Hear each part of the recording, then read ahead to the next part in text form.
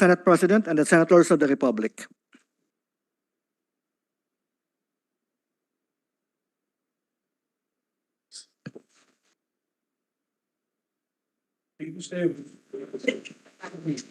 Or 60. That was there.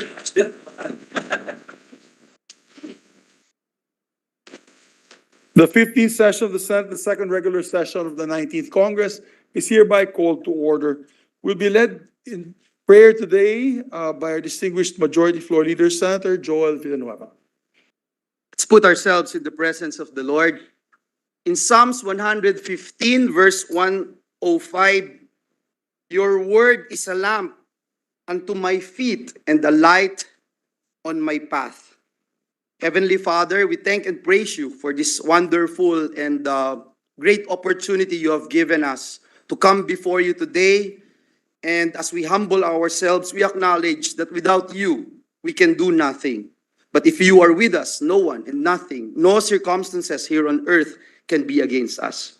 Today, as we start our session, we ask that you forgive our sins, cleanse us with your most precious blood shed in Calvary, clothe us with your robe of righteousness, and help us to do our duties and responsibilities as representatives of the people.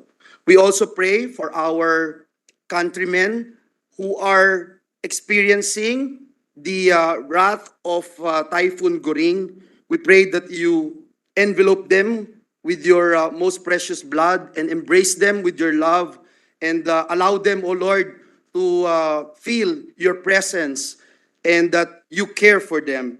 Also, we ask that you bless our Team Gilas today as they go against Team Italy and all the delegates of FIBA World Cup here in the Philippines. We love you, we praise you, as we carefully give back to you all the glory, all the honor and praise. In Jesus' mighty name we pray. Amen. Amen. Secretary, please call for the roll of members. Roll call of members. The Honorable Senator Angara, Senator Binay, Senator Cayetano Alan, Senator Cayetano Pia, Senator De La Rosa, Senator Ejercito, Senator Escudero, Senator Estrada, Senator Gatchalian, Senator Go, Senator Ontiveros, Senator Lapid, Senator Legarda, Senator Marcos, Senator Padilla, Senator Pimentel, Present. Senator Poe, Senator Revilla, Senator Tolentino, Senator Tulfo, Senator Villanueva, Senator Villar Cynthia, Senator Villar Mark, the Senate President.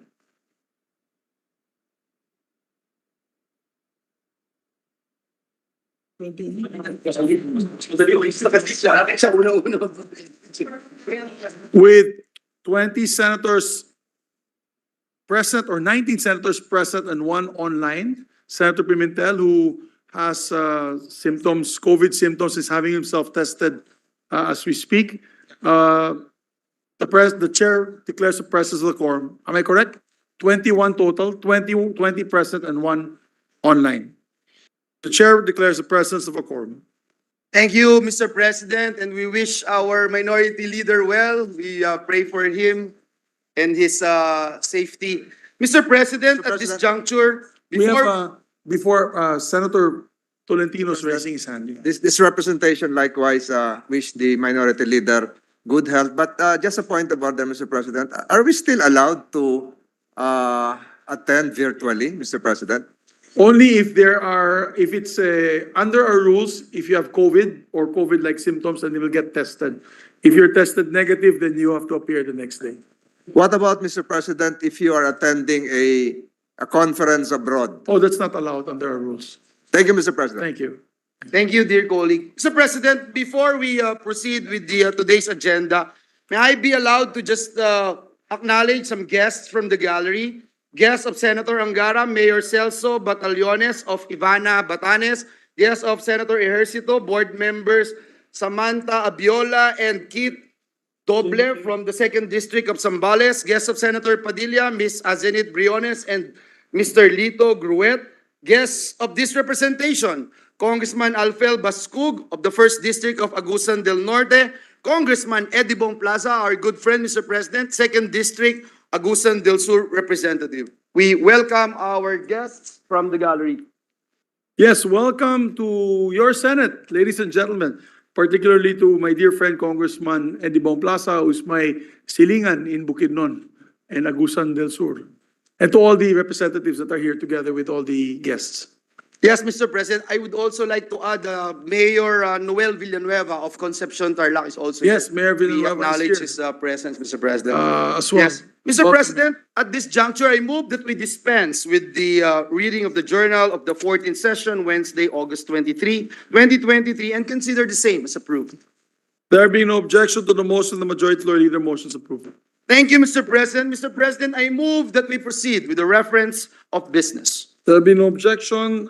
Secretary, please proceed to the reference of business. Bills on first reading, Senate number 2421, providing free insurance for covered applicants of overseas employment certificates, appropriating funds, and for other purposes. Senator Lapid. To the Committees on Migrant Workers and Finance. 2422, providing for mandatory appointment of building official in provinces, cities, and municipalities, amending RA 7160 as amended. Senator Lapid. To the Committees on Local Government, Civil Service, and Government Reorganization. 2423, institutionalizing support mechanisms for public school teachers and school personnel in matters of student discipline and mechanisms for classroom management, providing for their protection in cases related thereto. Senator Lapid. To the Committee on Basic Education, Women and Family Relations.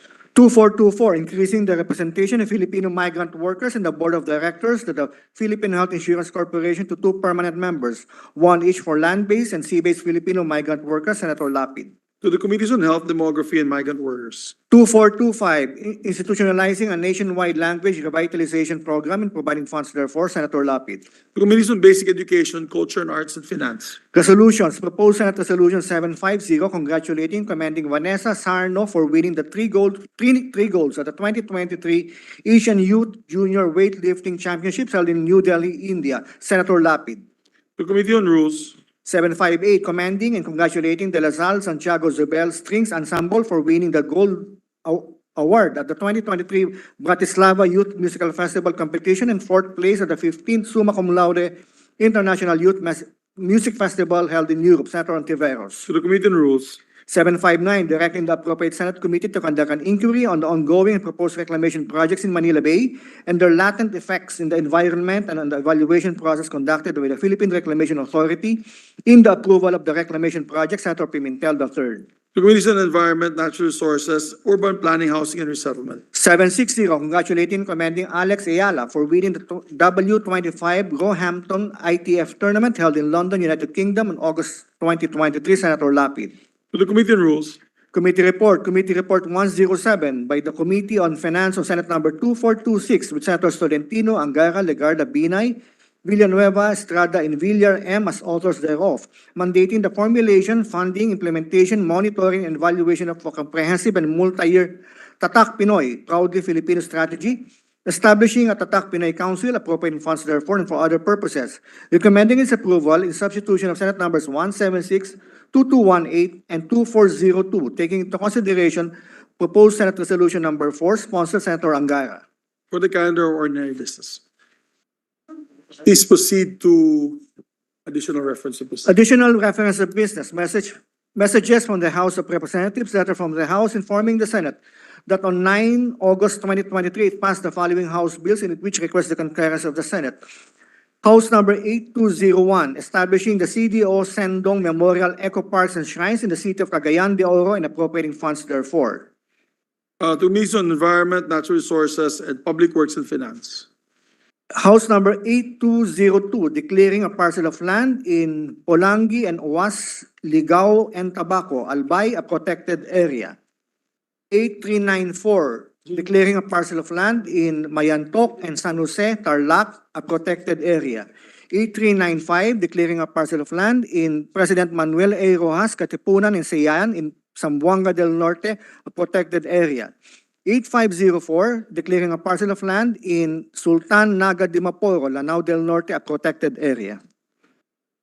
To the Committees on Environment, Natural Resources, and Finance.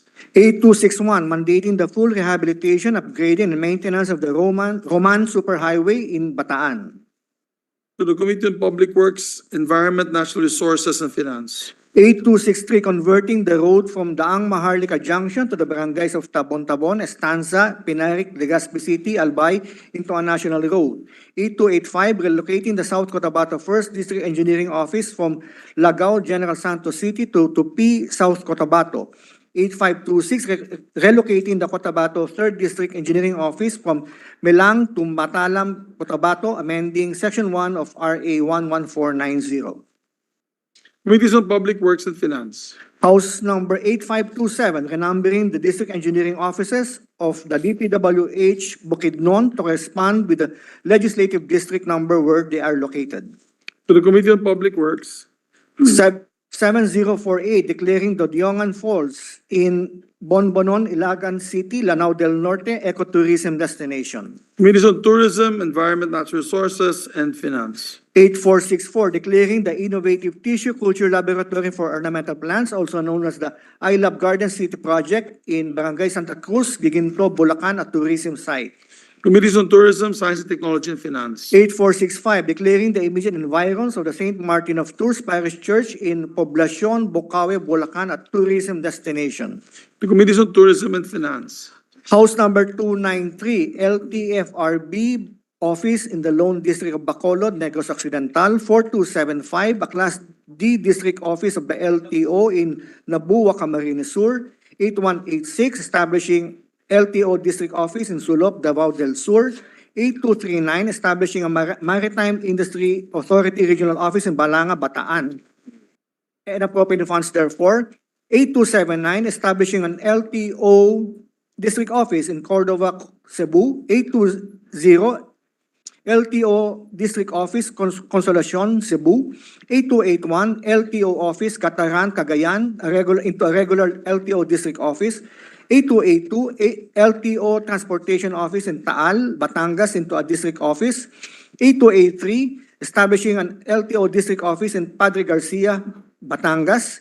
8284, converting the LTO office in the PAD District Office into a Class C LTO District Office, renaming the same as Siargao District Office and appropriating funds therefore. To the Committees on Public Services and Finance. Letter from the House of Representatives informing the Senate that on 31 May 2023, it adopted House Concurrent Resolution number 12, Concurrent Resolution providing for the adjournment sine die of the first regular session of the 19th Congress of the Philippines not later than 12 o'clock midnight, Wednesday, May 31, 2023, it which request the concurrence of the Senate. To the Archives. Majority Leader. Thank you, Mr. President. Mr. President, with the consent of the body, I move to consider on third reading Senate Bill number 2019. This is the bill on Caregivers Welfare Act. Printed copies of the bill were electronically distributed to the members on August 24, 2023 in compliance with the 3-day rule in the Constitution. There being no objection to the motion is approved. We ask Secretary to read the title and proceed with the roll call vote. An act instituting policies for the protection and welfare of caregivers in the practice of their occupation. Roll call vote. The Honorable Senator Angara, Senator Binay, Senator Cayetano Alan, Senator Cayetano Pia, Senator De La Rosa, Senator Ejercito, Senator Escudero, Senator Estrada, Senator Gatchalian, Senator Go, Senator Ontiveros, Senator Lapid, Senator Legarda, Senator Marcos, Senator Padilla, Senator Pimentel, Yes. Senator Poe, Senator Revilla, Senator Tolentino, Senator Tulfo, Senator Villanueva, Senator Villar Cynthia, Senator Villar Mark, the Senate President. Yes.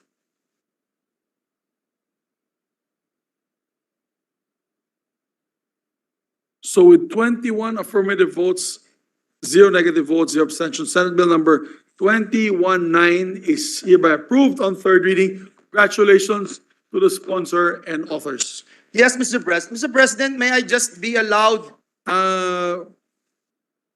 Yes, Senator Villar is also marked as a yes because she's right there. She was in this side.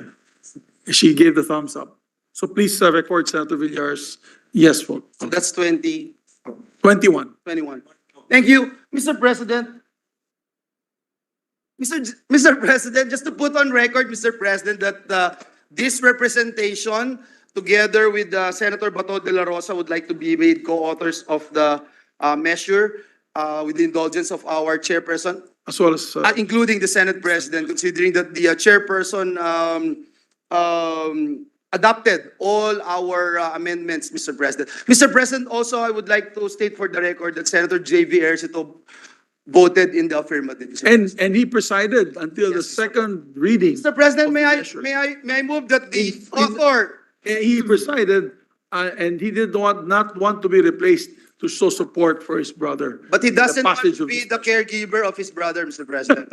Mr. President, may I move that the chairperson of the committee, the sponsor, Senator Jinggoy Estrada, be recognized. Senator Jinggoy Estrada of San Juan is recognized. Maraming salamat, Ginoong Pangulo. Ginoong Pangulo, nais ko pong ipahayag ang aking taus-pusong pasasalamat sa aking mga kasamahan para sa kanilang pagsuporta at sa pagpapasa ng panukalang batas natin na Caregivers Welfare Act sa ikatlong pagbasa. Lalong-lalo na, sabi ni Majority Floor Leader, lalong-lalo na kay Senator J.B. Ejercito. Tuwa tayo, ha?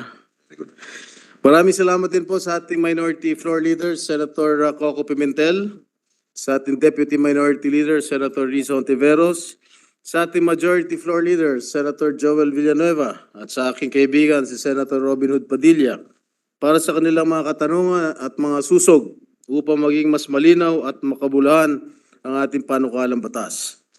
Nais ko rin pasalamatan ang mga authors at co-sponsors ng Caregivers Welfare Act na sina Senator Loren Ligarda, Senator Sonny Angara, Senator Francis Tol Tolentino, Senator Ramon Bong Revilla Jr., Senator Bongo at si Senator Cynthia Villar. Hindi rin po matatawaran ang dedikasyon ng ating mga resource persons mula sa iba't ibang ahensya, kasama ng DOLE, particular ng Bureau of Local Employment at Bureau of Working Conditions, ang TESDA, Department of Migrant Workers o DMW. Kasama din po natin ang mga organisasyon mula sa pribadong sektor, kabilang ng mga samahan ng mga caregivers na nakaakibat natin sa pagsusulong ng panukalang batas na ito. Sila po ang matyagang tumulong sa inyong komite upang may balangkas ng Caregivers Welfare Act at mabigyan ng katugunan ang mga katanungan ng mga kasama natin sa bulwagang ito. Nagpapasalamat po ako sa kanilang tulong at sa kanilang suporta. Para sa kapakanan ng ating mga caregivers, ang Senado ay nagkaisa upang aprubahan ang Caregivers Welfare Act.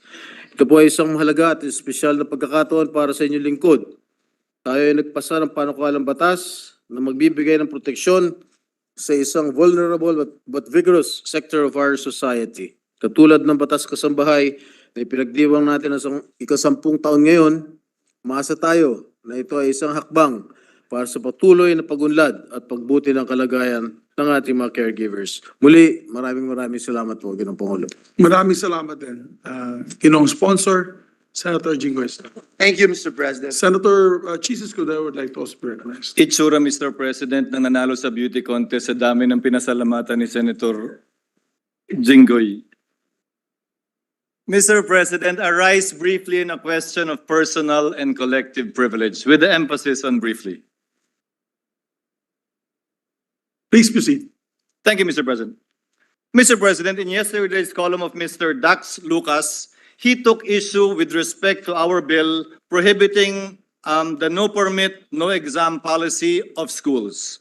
Mr. President, these allegations were baseless and has no factual basis as well. He alleges, Mr. President, that the private schools were not consulted before this bill was passed. He alleges further that he hears from industry sources that private schools have long been seeking a dialogue with lawmakers to air their valid concerns, but so far, they have yet to be consulted on this proposed policy. He alleges also, Mr. President, that we are only doing this because of the upcoming national and local elections, and that according to him, it is easy for lawmakers to pass a populist piece of legislation, even if it will cause the demise of our private educational system. Mr. President, I rose to correct the misimpression of Mr. Lucas by stating for the record as follows. Number one, we conducted a hearing on this measure on October 3, 2022, and it was attended by no less a member of the board of the COCOPEA, the industry organization that Mr. Lucas was referring to. Mr. President, Your Honors, COCOPEA, when it was consulted during the hearing, endorsed the bill, approved the bill, said yes to the bill. And for the record, if I may quote the transcript of the hearing, the chairperson, that is me, if I may direct my questions to Mr. Del Carmen, the board member of COCOPEA, the proposed bill states that you can withdraw the release of grades still. You can deny admission to a student in the following year. You can withhold the issuance of clearances. All that the bill wants would be or would want to be, huwag nang pigilan mag-exam, kung hindi, di siyempre hindi na mahahabol yung pag-exam, midterm man o final exam. Meaning, hindi makakapag-exam, so paano makakapagpatuloy sa susunod na taon? Pero yung withholding of the records, the grades, the clearances, the diploma, or not allowing the student to enroll in the next semester, those rights are available to the private institutions. Ang pinupunto lamang naman natin sa bill, Mr. President, Your Honor, is that pinayagan mo mag-enroll yung bata sa semester na yun ng hindi bayad. Hindi mo pwedeng gamitin pang hostage, yung hindi mo papayagan mag-exam kung walang permit ng hindi bayad. Kung talagang hindi bayad, pa-examinin, patapusin yung semester, huwag mong payagan pumasok sa susunod na semester pag hindi nakapagbayad dun sa naunang semester. Mr. President, this has been the chokehold of private institutions insofar as students who are unable to pay their tuition fees concerned. That's why they feel strongly about this.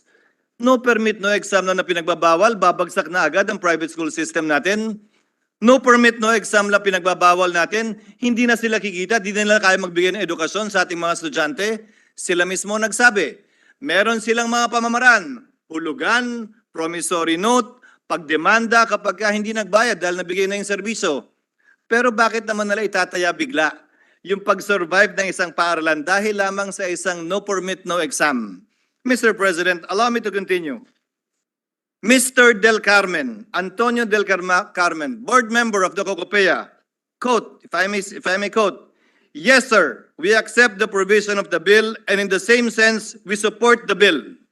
But we just don't want to have our students to have the mindset that because there is no exam, no permit law, then it will be easier for them to complete their studies even if they don't get the credentials because they will continue to go to school.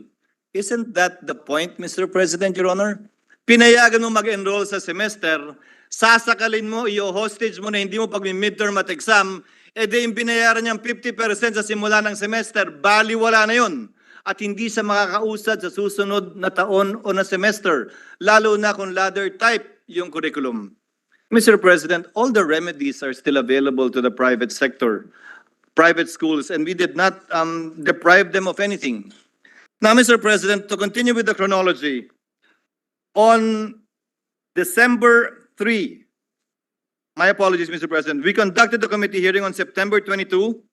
On October 3, 2022, we submitted the committee report. It was subjected to interpolation on March 13, 2023, and approved on third reading on March 20, 2023 with 22 senators, all those present voting in favor, no abstentions, no negative votes, Mr. President, Your Honor.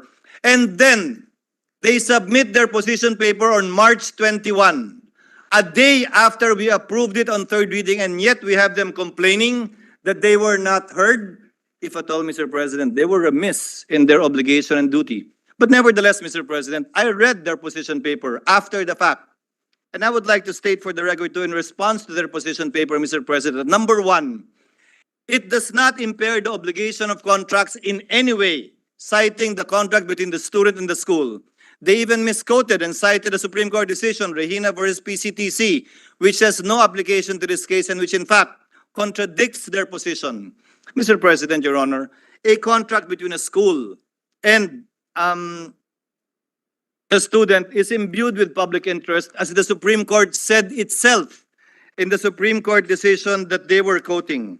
And for the record, Mr. President, I'd like to inform them of the other provisions of the Supreme Court decision which they chose not to cite, which is actually applicable to their case, which states, it is the duty and obligation of the state to ensure the education of the Filipino youth.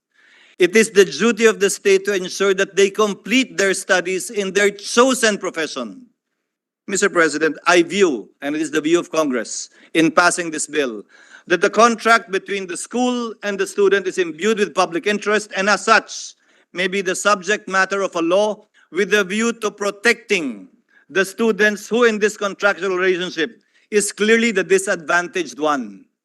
Mr. President, Your Honor, there's nothing wrong about passing a populist legislation. What is wrong, Mr. President, if at all, is passing legislation that caters to lobbyists, that caters, if at all, Mr. President, to big business such as private schools. Mr. President, Your Honor, we are here to legislate in order to protect the interests of the poor, the disadvantaged, and those who need protection. We are not here to provide more protection and not do our job insofar as legislation is concerned, to protect the interests of private schools only in regard to having something to hold on to as a chokehold to students who have less in life and who cannot pay the tuition fee that they are demanding of them by depriving them and prohibiting them from taking their midterm and final exams in spite and despite the fact that they allowed them to enroll in that particular semester. Thank you, Mr. President. I submit. I just like to manifest that I fully support the position of the sponsor and the chairman of the Committee on Higher Education, Senator Chis Escudero. Tama po yung punto ninyo, Senator Chis, na hindi dapat tigilin itong mga estudyanteng o pigilin itong mga estudyante kumuha ng mga examinations. As you said, clearly stated today, they have other courses of action. But we fully support your position on this.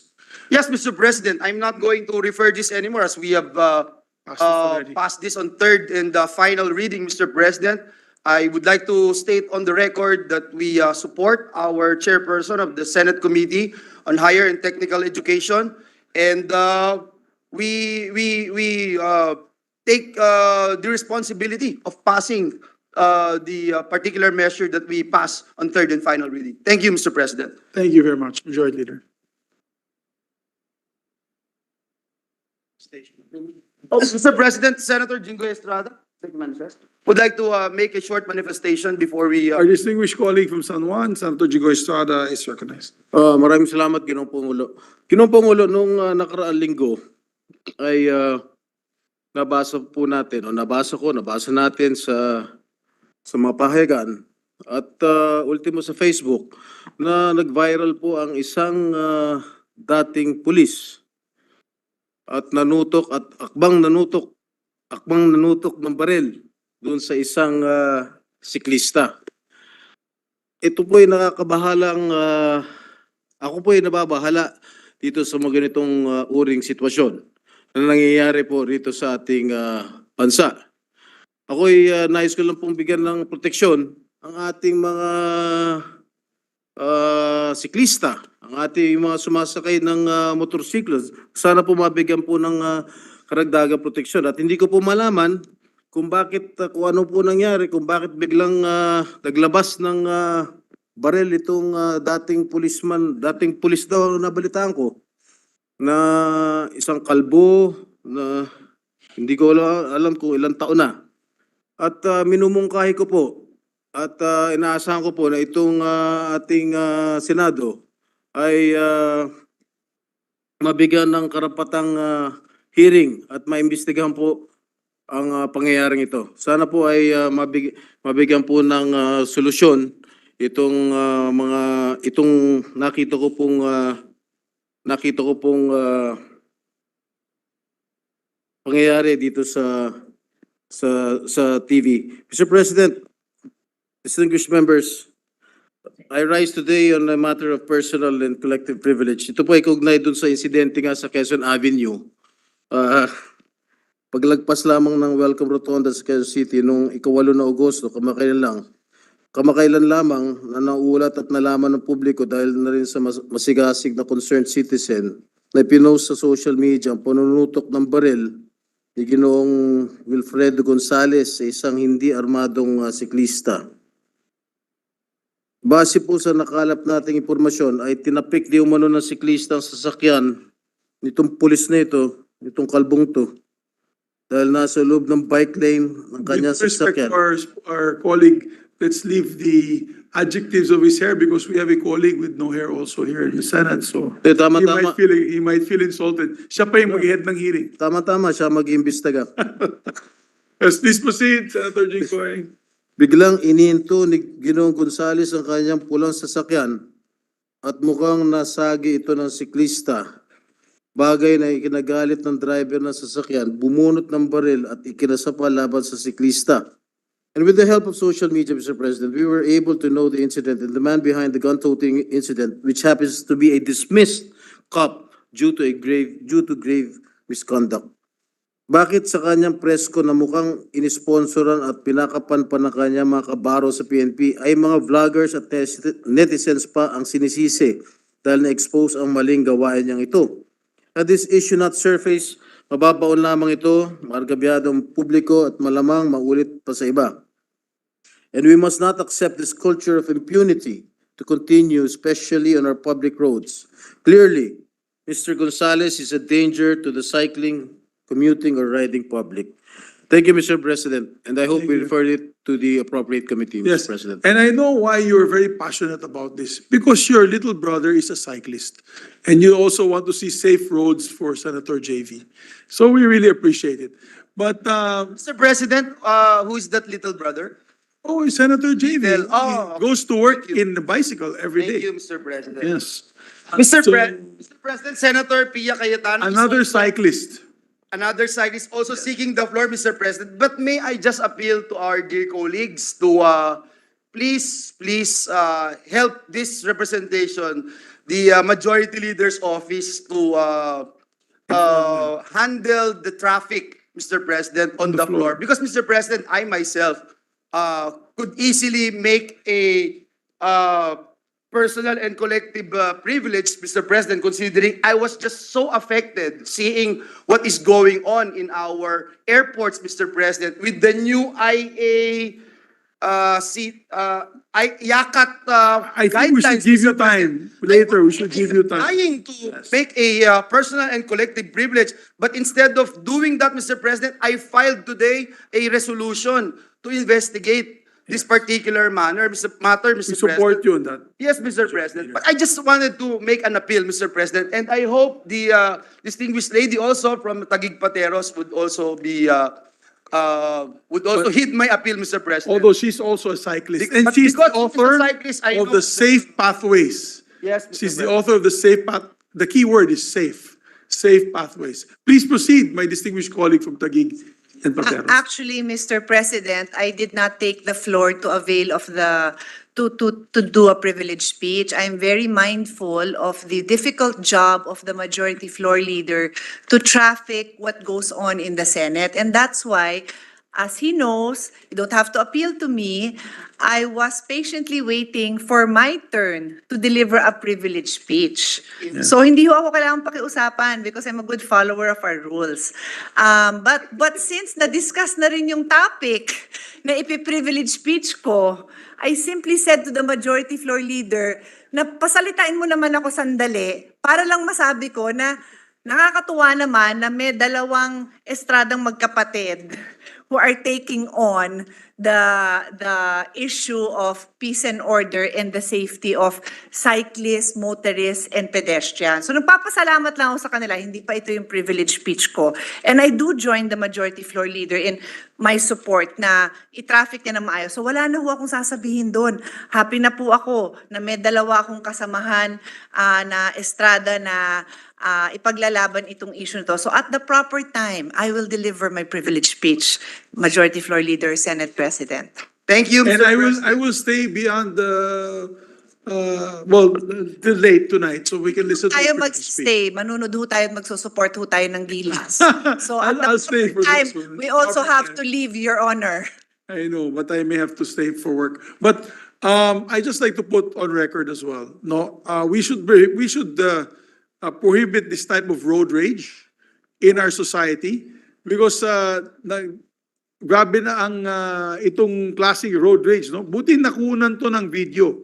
I'm sure araw-araw may ganitong klaseng road rage and we should teach these people a lesson. Kung ano bang pwedeng isampa na kaso sa kanila. So, Mr. Majority Floor Leader, may you refer this to the committee? Yes, Mr. President, I move that we refer the privileged speech of the distinguished gentleman from San Juan, Senator Jinggoy Estrada, to the Committee on Public Order and Dangerous Drugs. So move, Mr. President. There being no objection to the motion is approved. And just for the record, I had texted earlier Senator Raffy Tulfo, if he was here, he would confirm. I texted him that if he had filed a resolution, I would have wanted to co-author it in support. I'll also co-author the resolution of Senator Pierre Cayetano so that we can be. And I will remind you, Mr. President, that you wanted to co-author the resolution that I filed to investigate on this ridiculous guidelines. Ridiculous, guys. Mr. President, that I think the Senate should spearhead. I agree. On the just can't issue think of immigration, Yes, I Mr. think the President. Senate should spearhead that cause. Gusto nating pahirapan yung kapwa nating Pilipino, Mr. President. Ay, pasok na sila ng pasok kung sino-sino pumapasok dito na pogo. Pero ang kapwang Pilipino natin na gusto mong biyahe abroad with their financial capacity and with the rise of middle-income families, ay pinapahirapan nila. Yung mga It makes no nangingidnap- sense. And it is unconstitutional as well. Yes, Mr. President. Thank you, Mr. President. We can go on and on, Mr. President. We don't have enough time to discuss what's going on, but really, Mr. President, it's a sad move on the part of this interagency committee. Mr. President, at this juncture, I move that we transfer from the calendar for ordinary business to the calendar for special orders, Committee Report number 107 on Senate Bill number 2426. This bill pertains to Tatak Pinoy, Proudly Filipino Act. So move, Mr. President. There being no objection to the motion is approved. Thank you, Mr. President. Mr. President, I move that we consider Senate Bill number 2426 under Committee Report number 107. There being no objection,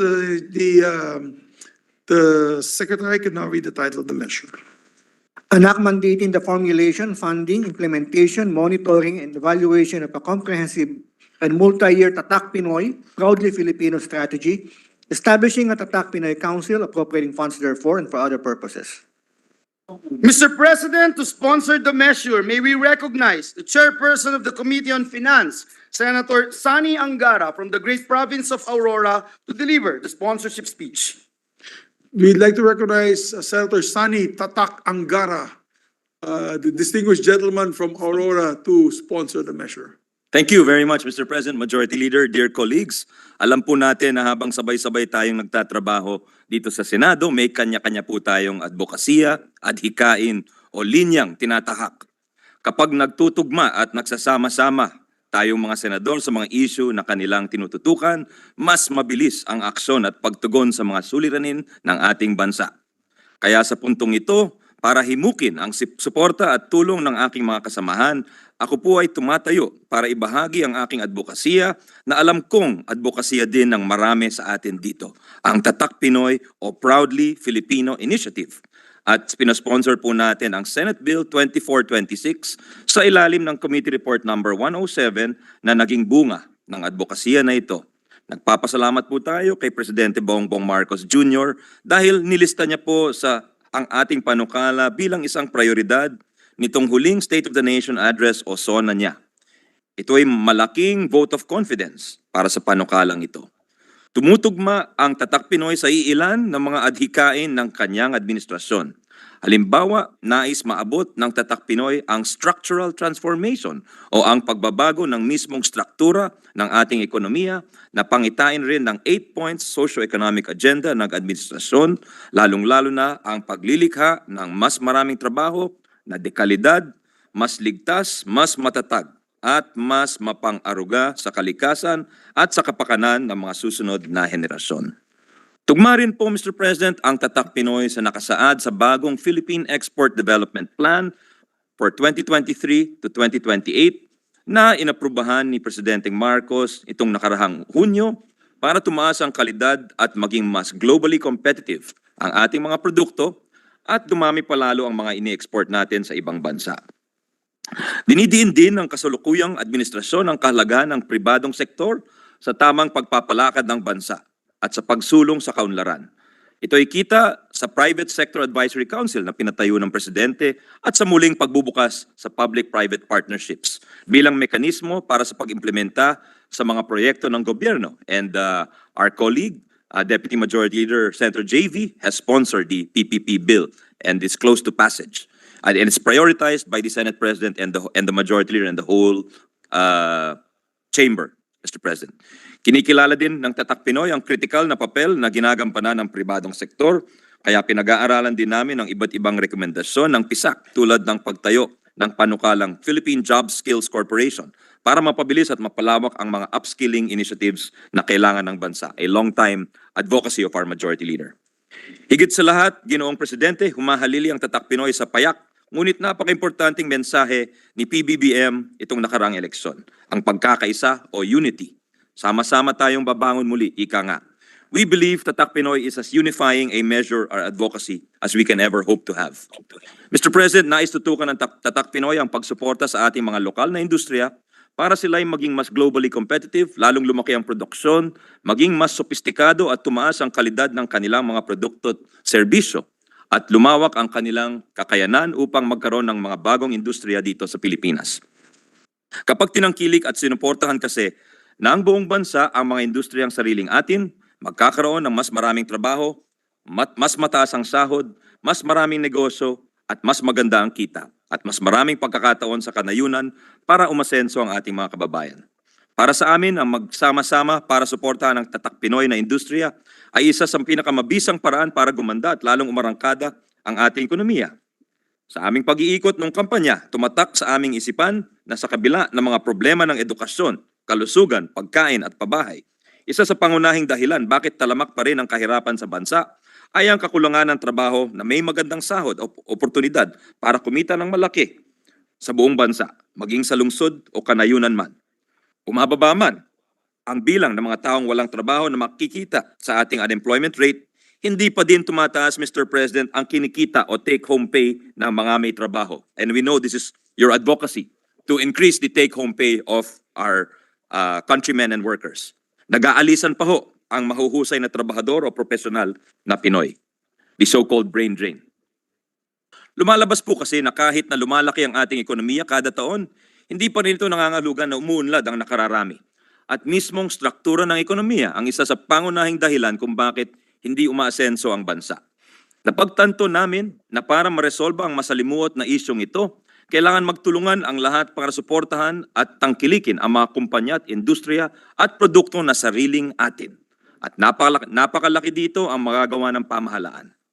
One avenue we saw that we could help is through the national budget, and in 2020, this chamber augmented roughly 2 billion, which was the biggest additional infusion the DTI ever received in its history. These funds were supposed to go to shared services facilities, fab labs, negosyo centers, investment promotions, international trade fairs, road shows, more meetings to narrow the country's trade deficit and build new industries under the leadership of then Secretary Ramon Lopez, as well as the One Town, One Product, which is now close to becoming a law, among others, Mr. President. At nagpatawag rin po tayo ng hearing noon para maintindihan lalo mga plano at strategiya ng gobyerno hinggil sa industrialisasyon at pagpapalago ng mga local industries. Naganap po ito noong February 26, 2020. And we all know what happened a few weeks after that. We were hit by the COVID-19. And as history has shown, those funds that we put in the DTI were reverted to the national government in order to give the ayuda under the Bayanihan to Heal as One Law, or RA 11469. Hence our office, since then, pagkatapos ng pandemya, nabuhayin ulit tayo, nabuhayin itong advokasya natin. So our office continued its online consultations with industry associations, civil society leaders, and local government officials. And through these consultations, we learned about the problems with raw materials and marketing of the Inabel weavers in Ilocos Sur, about the promise and constraints of mulberry tree growing and silkworm cultivation in Bacnotan, La Union, the potential of the pili nut to jumpstart a homegrown cosmetics and wellness industry in the Bicol region, or the challenges faced by electronics exporters in claiming their VAT refunds or complying with the effluent or wastewater standards of the DNR. We even took time to deliver an online lecture with some graduates of Stanford University. We also incorporated the broad objectives of Tatak Pinoy in many of our legislative interventions during the 18th Congress with the support of many of our colleagues. One was the Bayanihan to Recover as One Act, or Bayanihan 2, which focused on keeping our economy afloat through many provisions, the preference for locally manufactured PPEs, the provision of credit to MSMEs and corporations, the expansion of the SBC or the Small Business Corporation, which you helped champion, Mr. President, the establishment of low interest and flexible loan programs by Land Bank and DBP, assistance to tourism enterprises and workers, e-commerce, promotion, and support to the agricultural sector, among several others. And with the help of our Ways and Means Committee Chair, Pia Cayetano, we proposed several amendments to the CREATE Law, or RA 11534. The first was giving greater incentives for investors whose activities will generate new knowledge and intellectual property licensed in the Philippines through local R&D, and which lead to the commercialization of patents, industrial designs, copyrights, and utility models. The second was mandating the FIRB, or the Fiscal Incentives Review Board, to adopt policies for developing and expanding the domestic supply chain, to promote diversification and sophistication of products, and to cater to local market demand. The third was to mandate the SIPP, or the Strategic Investment Priority Plan, formulated by the BOI, or the Board of Investments, to include the President's approval, non-fiscal support for creating high-skilled jobs, growing a local pool of globally competitive MSMEs, expanding local supply, and reducing the dependence on imports. There are also relevant provisions in the GAA, or the General Appropriations Act, or the Budget Law of 2021, 2022, and 2023. Again, there is the domestic preference in government procurement, the direct purchase by the national and local government of agricultural products from local farmers and fisherfolk, aligned with the Sagip-Saka Act of former Senator Kiko Pangilinan. Research and development for agriculture and agricultural mechanization, funding for new initiatives such as the formulation of a comprehensive roadmap for electric vehicles, more shared service facilities, greater support for TESDA special training for employment program, low interest loans from the SB Corp, among others, Mr. President. Hindi naman po sa Tatak Pinoy ang unang pagkakataon na tinutukan ang mga lokal na industriya. Sa kahabaan ng ating kasaysayan, ilang beses na pong sinubukan ng iba't ibang administrasyon, kasabay ng pribadong sektor, na maglunsad ng mga polisiya at proyekto para suportahan ang mga produktong sariling atin. Halimbawa, inihain ni Presidente Manuel L. Quezon noong 1936 ang Proclamation number 76, kung saan kinilala ang August 17 hanggang August 23 ang Made in the Philippines Products Week. Sinabi po ni Quezon, the expansion and great development of local industries will bring more wealth, prosperity, and happiness to all the people living in these islands. We have here an abundance of the basic materials of industry, but our local industries are still comparatively few and relatively underdeveloped. In order to give the necessary encouragement and stimulus to domestic industries, the people of this country should patronize Philippine products. Isa pa po, Mr. President, ay ang Filipino First policy ni Presidente Carlos Garcia from 1957 to 1961. Ito ay para isulong ang dekolonisasyon ng ekonomiya ng Pilipinas at itaguyod ang ating soberanya bilang isang bansa. In certain respects, Tatak Pinoy echoes the Filipino First policy in its recognition of the important role Filipino industries play in the long-term economic development and prosperity of the country. But where Filipino First is sometimes associated with protection, protecting local industries from foreign competition, Tatak Pinoy actively seeks to give them the necessary tools, the support, the ecosystem to compete in the global market in the hope that one day they will become competitive and world beaters.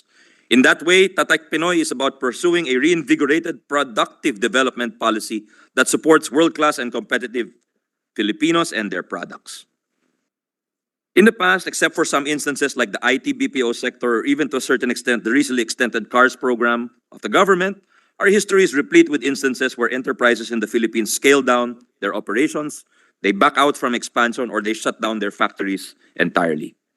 According to a study by the Philippine Institute for Development Studies, or PIDS, several factors such as lack of competition and genuine transfer of technology and know-how in the Philippine textile industry made it less productive than Thailand's through the 1980s and the 1990s.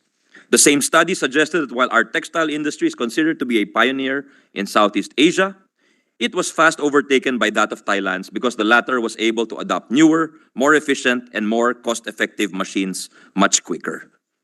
Poor coordination, especially in terms of tariffs, also created distortions which resulted in no industrial consolidation, between the garments manufacturers and textile mills. As a result, it made it easier for mill owners in the country to relocate elsewhere, especially when China started evolving into the world's factory. Mr. President, another instance is when Intel, the first US electronics manufacturer to set up shop here in the Philippines in the 1970s, and arguably the first to put the Philippines on the map for semiconductors, announced its decision in January 2009 to close its factory at the Gateway Business Park in General Trias, Cavite, resulting in the layoff of some 1,800 workers. This exit was damaging for the Philippines, given that since entering the country in 1974, the Silicon Valley stalwart had already invested up to $1.5 billion in the General Trias facility, which was the company's second largest offshore assembly facility, next only to the one in Penang, Malaysia, which at the time was where many of the highly prized Pentium processor chips were made. Industry observers, analysts, and thought leaders had different takes. Some mentioned our high energy cost, although columnist Bu Chanko pointed out that the costs in Intel Penang were just as high or even higher than General Trias. Others said it was rising labor costs, political instability. Ultimately, the main trigger turned out to be the 2008 Great Recession. Dr. Greg Tangonan, former executive director of the Congressional Commission on Science and Technology and Engineering, or COMSTE, explained in an email that columnist Bu Chanko quoted that the old generation technology used at the time in the General Trias facility was being replaced fast by an entirely new process using half-new metal. He then posed the question, couldn't we have found some investors or buyers willing to upgrade our facilities to the new half-new standard? Why was Intel Philippines unable to make a technically convincing case to Intel America to bring the half-new process to the Philippines? It is important to note that Intel also closed down eventually its plants in Penang and in Silicon Valley and was starting to pour billions of investments into a fast industrializing China and had already invested in a new manufacturing facility in Vietnam. In the past decade or so, several car manufacturers have also stopped their production and assembly operations in the Philippines. The two most recent ones amid the pandemic, with Nissan deciding in 2021 to stop production of the Almera model and Honda shuttering it the year before its operations for the BRV and the Honda City. Both were housed in facilities at Santa Rosa, Laguna. Then in 2019, Isuzu stopped producing its D-Max mid-sized pickup model, while in 2012, Ford ceased its operations in Mariveles, Bataan. While, Mr. President, there are idiosyncrasies for each case, there are general themes to these closures. First is that the scale of production was minuscule compared to the car brand's operations in other countries. For instance, Isuzu's facilities in the Philippines were only producing 5,000 units a year, while its operations in Thailand churned out 1 million. Second was that because of several factors such as having a limited local supply base, higher taxes, and more expensive costs of doing business in the Philippines, it was actually cheaper and less risky to import fully built cars rather than have them built in the Philippines for the Filipino market. And third was that the shutdowns did not significantly curtail the sales of these car brands throughout the country. People still needed to buy cars, whether or not they were produced here in the Philippines. These are but some of the cases, Mr. President, that demonstrate our long-standing difficulties with economic policy. They underscore that while we may enjoy some success with attracting investors into the country, it appears we're not doing enough of the work that would keep them in the country. And given that the challenges were so multifaceted, overlapping, and far-reaching, clearly no single government agency could have resolved the issues by themselves quickly enough to keep these enterprises from shutting down and leaving the country. Which is why coordination at the highest levels of government will be critical to the success of any Made in the Philippines, Tatak Pinoy, Proudly Filipino strategy. Mr. President, napakahirap ang magpausbong at magpalaki ng industriya. Ngunit mahalagang gawin ang trabahong ito dahil dito lamang nagkakaroon ng magandang trabaho at pagkakataon ng ating mga kababayan para sila'y umasenso.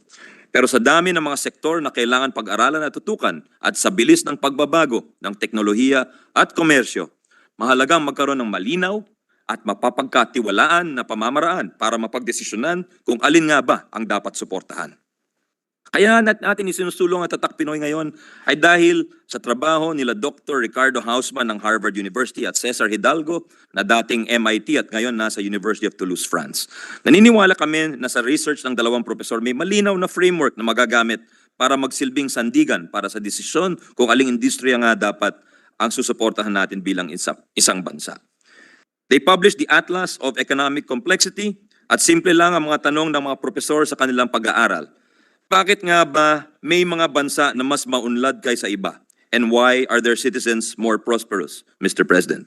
Kung tiningnan ng mga profesor ang GDP growth rate ng 128 bansa sa loob ng 5 dekada, at pinagtapat ang mga ito sa iba't ibang datos tulad ng World Economic Forum Global Competitiveness Rankings, Worldwide Governance Indicators ng World Bank, Human Capital Indicators tulad ng edukasyon, average years of schooling, enrollment rates, financial depth na nasusukat sa mga bagay tulad ng access to credit, ratios between good and non-performing loans, iba pang traditional na factors tulad ng income inequality, GDP per capita, infrastructure at resource availability.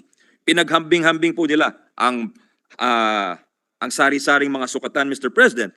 And based on their analysis, Hausman and Hidalgo found that none of the factors or variables used to traditionally explain economic growth actually correlated or predicted a country's future economic growth. They hypothesized instead that economic complexity, which is a measure of the diversity and sophistication of a country's productive capabilities, would instead be a better explanation of why countries develop. The result was similar when it comes to analyzing education-related variables, where education factors such as enrollment rates and average years of schooling could explain up to 3% of the variance between growth rates of various countries between 1978 and 2008. Economic complexity could explain up to 15%. So it had 5 times the predictive power of education. And these findings were similar when comparing against other economic indices. So one particularly useful aspect about these economic complexity index rankings was how they used big data analysis and creative visualizations to numerically calculate the economic complexity of any given country or economy. This enabled them to rank each country based on what has since been called the Economic Complexity Index, or ECI. To illustrate, according to the latest ECI of 2021, out of 131 countries, the following are the 5 most economically complex countries in the world. First is Japan, second is Switzerland, third is Chinese Taipei, fourth is South Korea, and fifth is Germany. And the average GDP per capita among these 5 countries amounts to $50,232, Mr. President. In contrast, the bottom 5 are Chad, Guinea, Papua New Guinea, the Democratic Republic of Congo, and Burkina Faso. The average GDP for these countries is $1,197 per annum. Research has also shown that economic complexity is rigorous enough to even account for differences in income per capita and income inequality between different regions within a country. For instance, a 2022 study from the National Autonomous University of Mexico found that within Mexico itself, the economic complexity varied greatly. If we look at regions, there is the poorest region is Guerrero in Mexico, where people make an average of $5,281 GDP per capita. And their products there, Mr. President, are figs, pineapples, avocados, guavas, mangoes, and jewelry, iron ores, and concentrates, including iron pyrites. In Sinaloa, the average income is $10,900. And the top products are meat of bovine animals, tomatoes, and other vegetables. Guanajuato, they make an average of $20,800 per capita. And their products are clearly more complex. The parts and accessories of motor vehicles, rubber-soled footwear, plastics, leather, electrical wires, and cables. But the richest region, Mr. President, in Mexico is Nuevo Leon, where they make an average of $42,281 per capita. And clearly the most complex products are made here compared to the other regions of Mexico. So we have data processing machines and data processing units, motor cars and other vehicles, parts and accessories of motor vehicles. So that clearly bears out the economic complexity theorem, Mr. President. Tayo naman po sa Pilipinas, sa mundo, we rank 33rd in the Economic Complexity Index for 2021. But among the 9 ASEAN countries included, though our GDP per capita in 2021 was 4th from the bottom, we actually ranked 4th from the top in the ECI, behind only Thailand, Malaysia, and Singapore. This suggests that given our present economic complexity, there is actually a lot of potential that still has to be unlocked. According to the Harvard Growth Lab, this is the institution headed by Dr. Hausman, the Philippines was among the biggest gainers in the world in terms of economic complexity, jumping 10 spots in the decade ending in 2021. Going higher from now on will be even more difficult as many middle-income countries have found out. And of course, there's greater competition from within the region, especially from Vietnam and Indonesia. Nabighani po tayo sa pag-aaral nila Houseman at Hidalgo kasi kung mas natutukoy ang mga sanhi at salik ng kaunlaran ng mga bansa, mas maaasinta ang mga dapat gawin para lalong umusbong ang ekonomiya ng Pilipinas. Ayon sa eksperto, mas umuunlad ang isang bansa kung ito ay mas economically complex. Masasabing economically complex ang isang bansa kung mas marami ang produktong ginagawa at mas sopistikado ang kakayanan at kaalaman nito sa paggawa ng mga produkto o paghain ng mga serbisyo. Sa madaling salita, mas maunlad ang isang bansa kung gumagawa at nag-export ito ng mga produkto na mas sopistikado at kakaunti lamang ng ibang bansa ang gumagawa. Must be uncommon or not ubiquitous, Mr. President. And of course, innovation, research and development is crucial to scaling up and to attaining greater sophistication.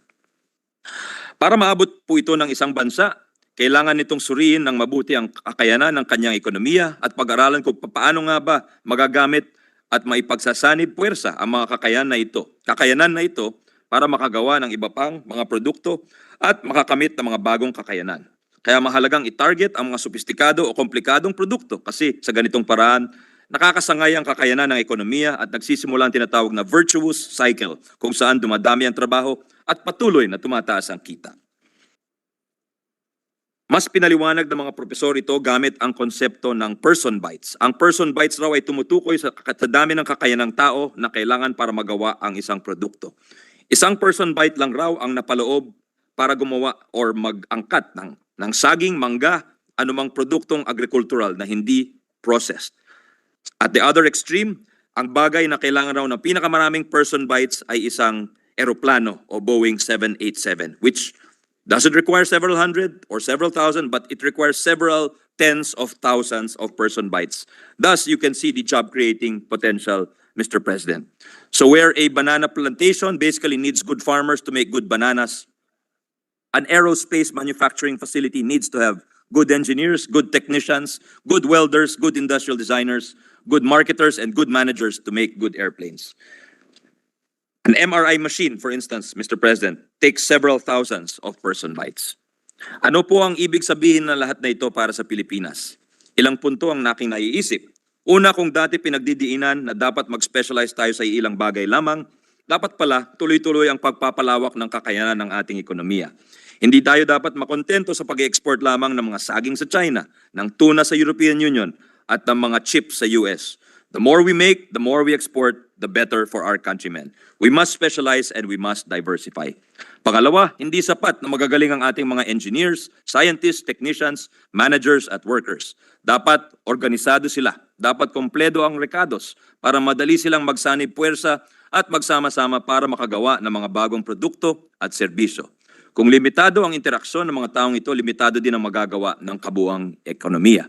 Dito po pumapasok ang kahalagahan ng dekalidad na infrastruktura, ng murang kuryente, ng good governance, ng matatatag at epektibong institusyon, ng malinaw na regulasyon, ng ease of doing business, ng tumatakbong education at public healthcare system, komprehensibot, epektibong R&D or research and development ecosystem at marami pa pong iba.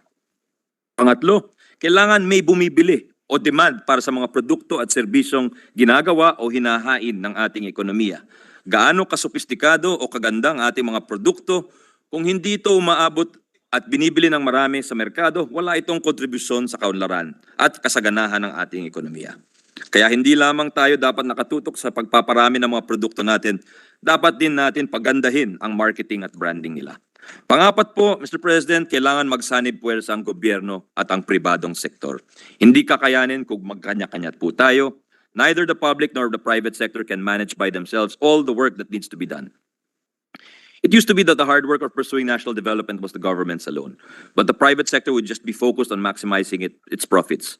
But for the kind of structural transformation required towards greater economic complexity, the private sector needs to step up with the help of the government. For true economic development to happen, Mr. President, it needs to be pursued collectively and collaboratively by all sectors of society. Supporting domestic industries and hastening the process of transforming the Philippine economy demands that stakeholders from the public and private sectors organize, plan, align, and integrate their respective efforts. If we refer to the experience of other countries, we will demonstrate this point. If we talk about the South Korean beauty industry, in 2001, South Korea was the 25th most complex economy in the world, with an export basket worth 171 billion US dollars that leaned heavily on integrated circuits, computers, cars, passenger and cargo ships, and refined petroleum. At that time, South Korea exported only $95.9 million worth of beauty products. By 2011, that grew to $644 million. This is the year which marked the first time a Korean skincare brand, Dr. Jart, became available at Sephora stores across the United States. The so-called K-beauty industry was already established within South Korea at the time, but was relatively unknown in Western markets. Domestically, the industry was getting overcrowded and needed to branch out. At first, K-beauty brands received assistance from the Korean International Trade Association, or KITA, a private nonprofit organization focused on helping SMEs with overseas market access. And to push the export component of the K-beauty industry further, the South Korean government encouraged brands to avail of tax breaks for export-only industries. Government funds were also available for legal fees for the protection of their brands overseas. And tourism authorities also included specific spas, beauty treatments, and skincare shops in the tour packages for foreign tourists. The biggest overseas marketing push for the K-beauty industry, however, came from the well-known Korean wave, or Hallyu, into global pop culture, which was also supported by the South Korean government. Most, if not all, K-pop bands and K-drama actors and actresses were also endorsers of K-beauty products. With all the cylinders firing, this economic engine pushed the K-beauty industry to such level that by 2021, South Korea exported $7.97 billion worth of beauty products, dollars, from the previous 10 years ago, just $644 million, making it the world's third largest exporter of such products. So where previously the world turned to Paris, Milan, and New York when it came to style and beauty, today they are making trips to Seoul and to Myeongdong. Note, though, that the K-beauty industry wasn't the only recipient of such multi-sectoral support during this period. This whole-of-nation approach applied across industries and product lines, such that by 2021, South Korea became the world's fourth most economically complex economy, marking a jump of 21 ECI ranks within only 2 decades, Mr. President. If we look at the IT sector of Romania, we can see that interventions that help along economic complexity need not be huge, bombastic, or extensive.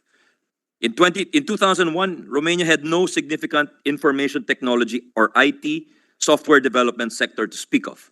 But after a particularly generous income tax break was granted to workers who possessed eligible bachelor's degrees in relevant disciplines such as automation, computers, informatics, cybernetics, mathematics, or electronics, the sector started to go through a dramatic period of expansion and growing sophistication.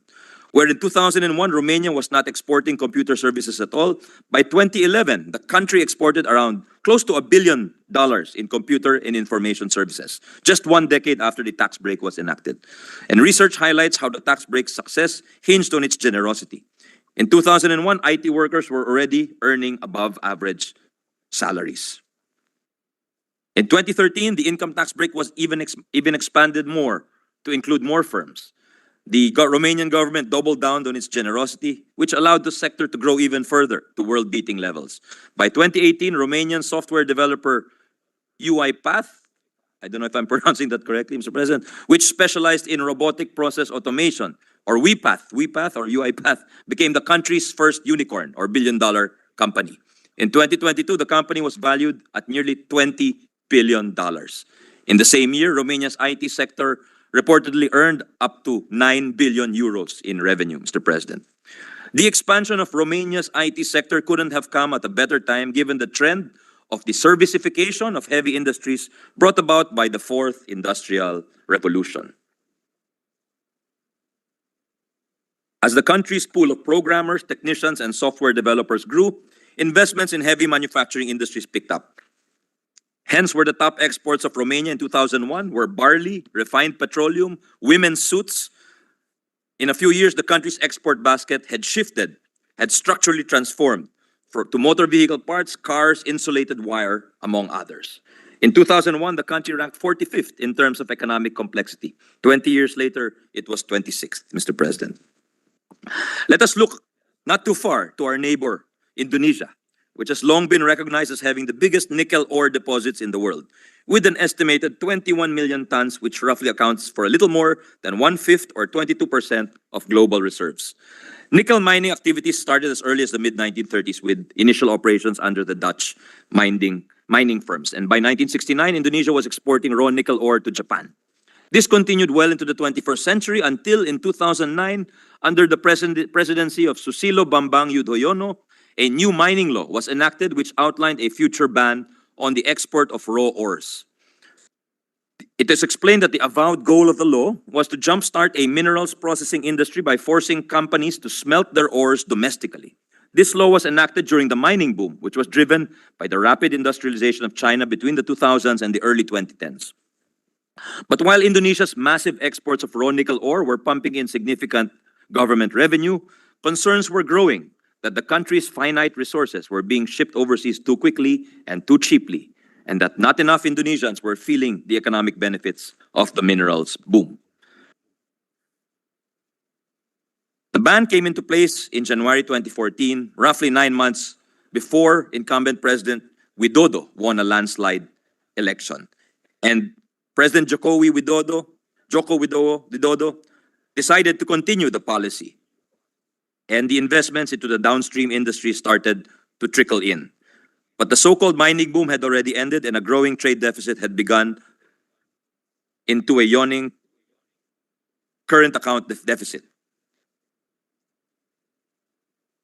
The relaxation of the ban in 2017 actually meant that it was only postponed to January 2020. This allowed more time for the downstream investments to come and for President Jokowi's administration to make known its intention of inserting Indonesia into the global supply chain for lithium-ion batteries. To date, there are now 15 smelters in Indonesia for the processing, where in 2016 it only had 2 smelters. In the 3 years since the ban was introduced, Indonesia has signed deals worth over $15 billion for electric battery production with multinationals such as Hyundai and LG. This resource nationalism with nickel appears to be paying off, considering that the 2 largest nickel-producing regions in Indonesia, namely North Maluku and Central Sulawesi, had recorded among the highest growth rates in the country, with their performance propping up the regional economy to grow by 16% in 2021 and by 22.9% in 2022. And the annual per capita income has also increased from 33 million Indonesian rupiahs, or roughly $2,100, to 40.1 million rupiahs, or roughly $2,600, and an additional rise to 3,500 in 2022. In the span of only 3 years, Mr. President, yearly per capita incomes had risen by roughly 62%. If we now go to Thailand, another neighbor, and there are reasons why there are for those wondering why there are so many Thai restaurants abroad, especially in the United States. In terms of absolute number, Mr. President, Mexican restaurants are more plentiful, given that there are over 36 million Mexican Americans. With 54,000 Mexican restaurants, this results in a population-to-restaurant ratio of 703 Mexican Americans for every 1 Mexican restaurant. But when it comes to 300,000 Thai Americans and more than 5,400 Thai restaurants, the equivalent ratio is 55-1. That's a difference of more than 10 times. And the simple answer to why this is the case is because the Thai government paid for it, Mr. President. Using a tactic now known as gastro-diplomacy or culinary diplomacy, the government of Thailand intentionally bolstered the presence of Thai cuisine outside of Thailand to increase its export and tourism revenues as well as its prominence on the cultural and diplomatic stages. In 2001, the Thai government established the Global Thai Restaurant Company in an effort to establish at least 3,000 Thai restaurants worldwide. At the time, Thai Deputy Commerce Minister Asvin Vichit told the Wall Street Journal that the government hoped the chain would be like the McDonald's of Thai food. Apparently, the Thai government had been training chefs at its culinary training facilities to send abroad for the previous decade.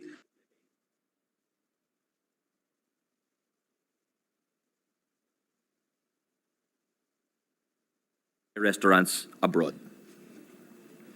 Some of the things they did was to draw up prototypes for 3 different master restaurants which investors could choose from: fast casual, mid-priced, and high-end. And their Department of Export Promotion also matched and set up meetings between Thais and foreign business people, and sent representatives from Thai cooking institutes abroad to train chefs at foreign restaurants. The Export-Import Bank of Thailand offered loans to Thai nationals hoping to open restaurants abroad. And the Ministry of Public Health published a book in 2002 called A Manual for Thai Chefs Going Abroad, which provided information about recruitment, training, and even the tastes of foreigners.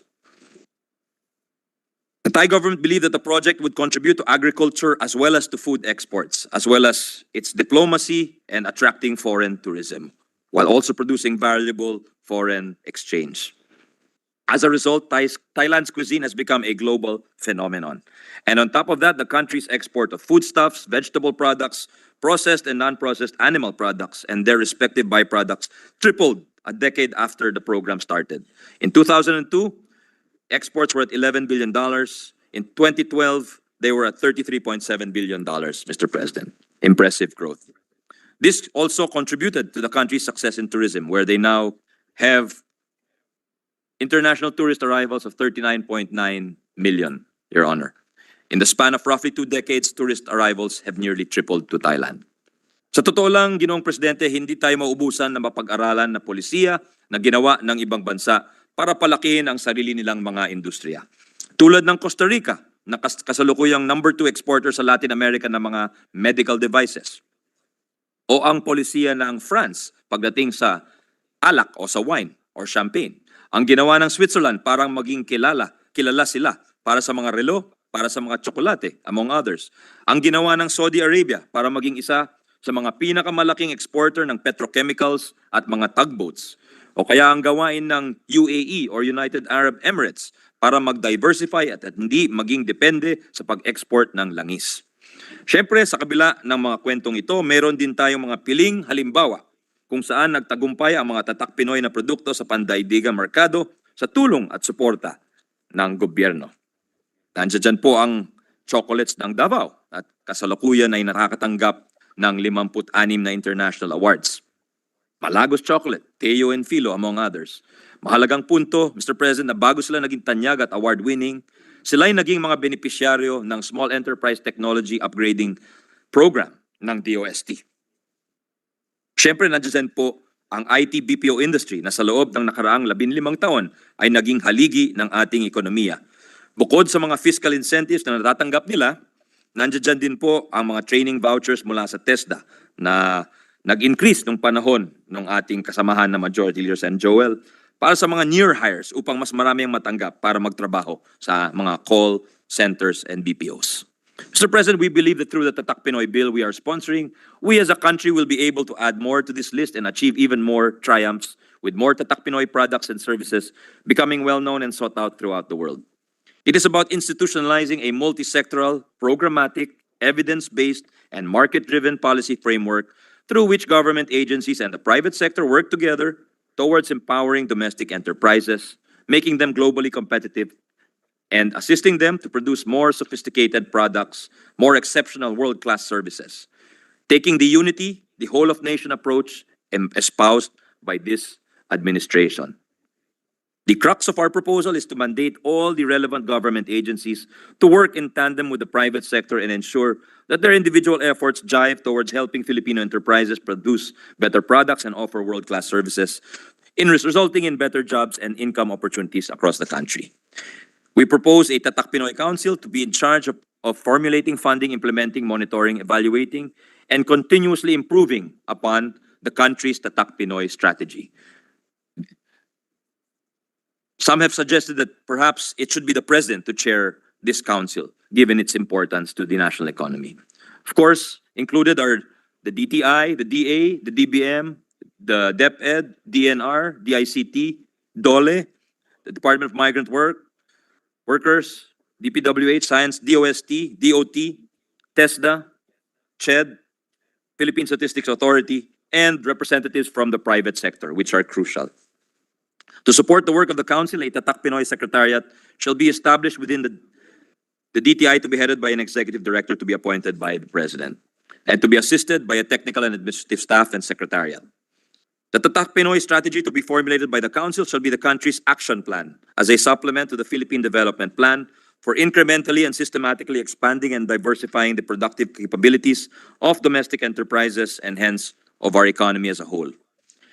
This council will identify national priorities and strategic objectives that the country as a whole will pursue in the next 3 to 6 years, preferably within the full term of a president, and to list also target sectors and economic activities through a consultative process that will include existing public and private bodies like the Export Development Council, the MSME Council, and the National Innovation Council. In listing specific plans and programs, the strategy shall also be organized according to 5 pillars: human resources, infrastructure, technology and innovation, investments, and sound financial management. Each pillar shall be headed by a government agency to be determined by the council and to include additional private sector representatives. What we hope to achieve is a better coordination and synergy among existing government programs with the added inputs and participation from the private sector. Our measure also affirms that the Tatak Pinoyan activities shall have assured access to credit, mandating government financial institutions to provide low-interest or flexible term loans to various industries. Important also is market access facilitation, mandating the TP Council to help Philippine companies enter domestic and international markets. There's also language that mandates all government instrumentalities to give preference and priority to domestically produced and manufactured products, supplies, and materials with a specified or desired quality. This affirms provisions in our existing laws and guidelines, namely the GPRA, or the Government Procurement Reform Act, Republic Act 9184, that government should be at the forefront of supporting domestic enterprises through its procurement activities. Senator Francis Tolentino has filed a measure to specifically zero in on this goal of prioritizing Philippine products in government procurement, and we have adopted his measure wholeheartedly. Mr. President, in coming up with this committee report, your Committee on Finance conducted 7 public hearings and convened 5 technical working group meetings and countless consultations. Through these hearings, we gained new insights on where the public and private sectors can work together and on how the country can move forward with pursuing a Tatak Pinoy strategy. First, the government must be flexible and creative in providing different kinds of industry support as a form of a public good. For instance, during our first hearing, the president of the Semiconductors Association underscored that a prototype wafer fabrication plant can help plug the gap between the assembly, test, and packaging segments of our semiconductors and electronics industry. If we couple this with initiatives to ramp up our integrated circuit design skills, we in turn could create better opportunities for ourselves to one day become a hub for IC design in the same vein as Taiwan. During our hearing on creative industries, our resource persons from the chambers of furniture and other creatives highlighted how support in terms of international exposure would really help the local industries recover from the pandemic. The government needs to extend the same level of support to our creatives and furniture makers. Another public good that government can provide is exercised through domestic preference in procurement, as mentioned earlier. At naalala po natin ang sinabi ng ating kasamahan, si Senator Nancy Binay, noong pangalawang araw ng briefing nitong DBCC kailan lang. Sabi po niya na para bang may undeclared policy tayo na mag-import na lamang ng mga agricultural products. At tinanong niya sa ating mga economic managers kung sa susunod na budget ng bansa, gagalaw pa po ba tayo para mas tangkilikin ang mga produktong Pilipino. As a policy of the government, it was already mentioned by the President, the policy direction of the whole of government or as a country that we will patronize our own products. At dapat magsimula ito sa gobyerno, yung procurement ng gobyerno. We should practice what we preach. In fact, our Constitution explicitly states under Section 12, Article 12, that the state shall promote the preferential use of Filipino labor, domestic materials, and locally produced goods, and adopt measures that help make them competitive. However, as asserted by the Officer of Arms Corps during our 4th hearing on manufacturing, because there is some ambiguity in the language of our procurement rules, what happens is some agencies consider this preference as merely optional. This stands in stark contrast to what other countries have done, as shared to us by Mr. Dizon, the President of the Cement Manufacturers of the Philippines, or CEMAP. In a submission, he described how Indonesia, Zimbabwe, Malaysia, and Brunei have all implemented policies that leverage government procurement contracts for developing local enterprises. In his first week of office, US President Biden required that Made in America building materials be used in projects with federal funding. Here, instead of being at the forefront of promoting local products and supporting domestic suppliers, we sometimes issue rules or regulations that end up curtailing their participation in government procurement. For instance, a Bureau of Treasury issuance in 2019 limited the use of letters of credit to foreign importation only. She said that this allowed foreigners to use letter of credit but not Filipino enterprises.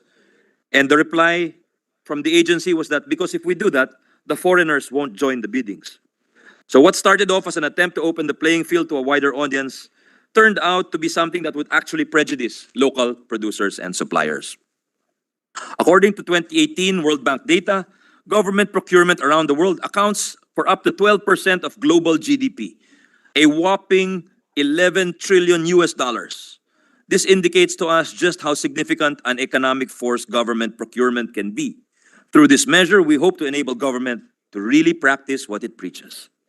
A corollary to this was raised during a consultation we had with the PCCI, or the Philippine Chamber of Commerce Industry, a few weeks back, where one of its trustees highlighted how there is no real inventory of the items that are being produced in the country, and there are so many of them, Mr. President.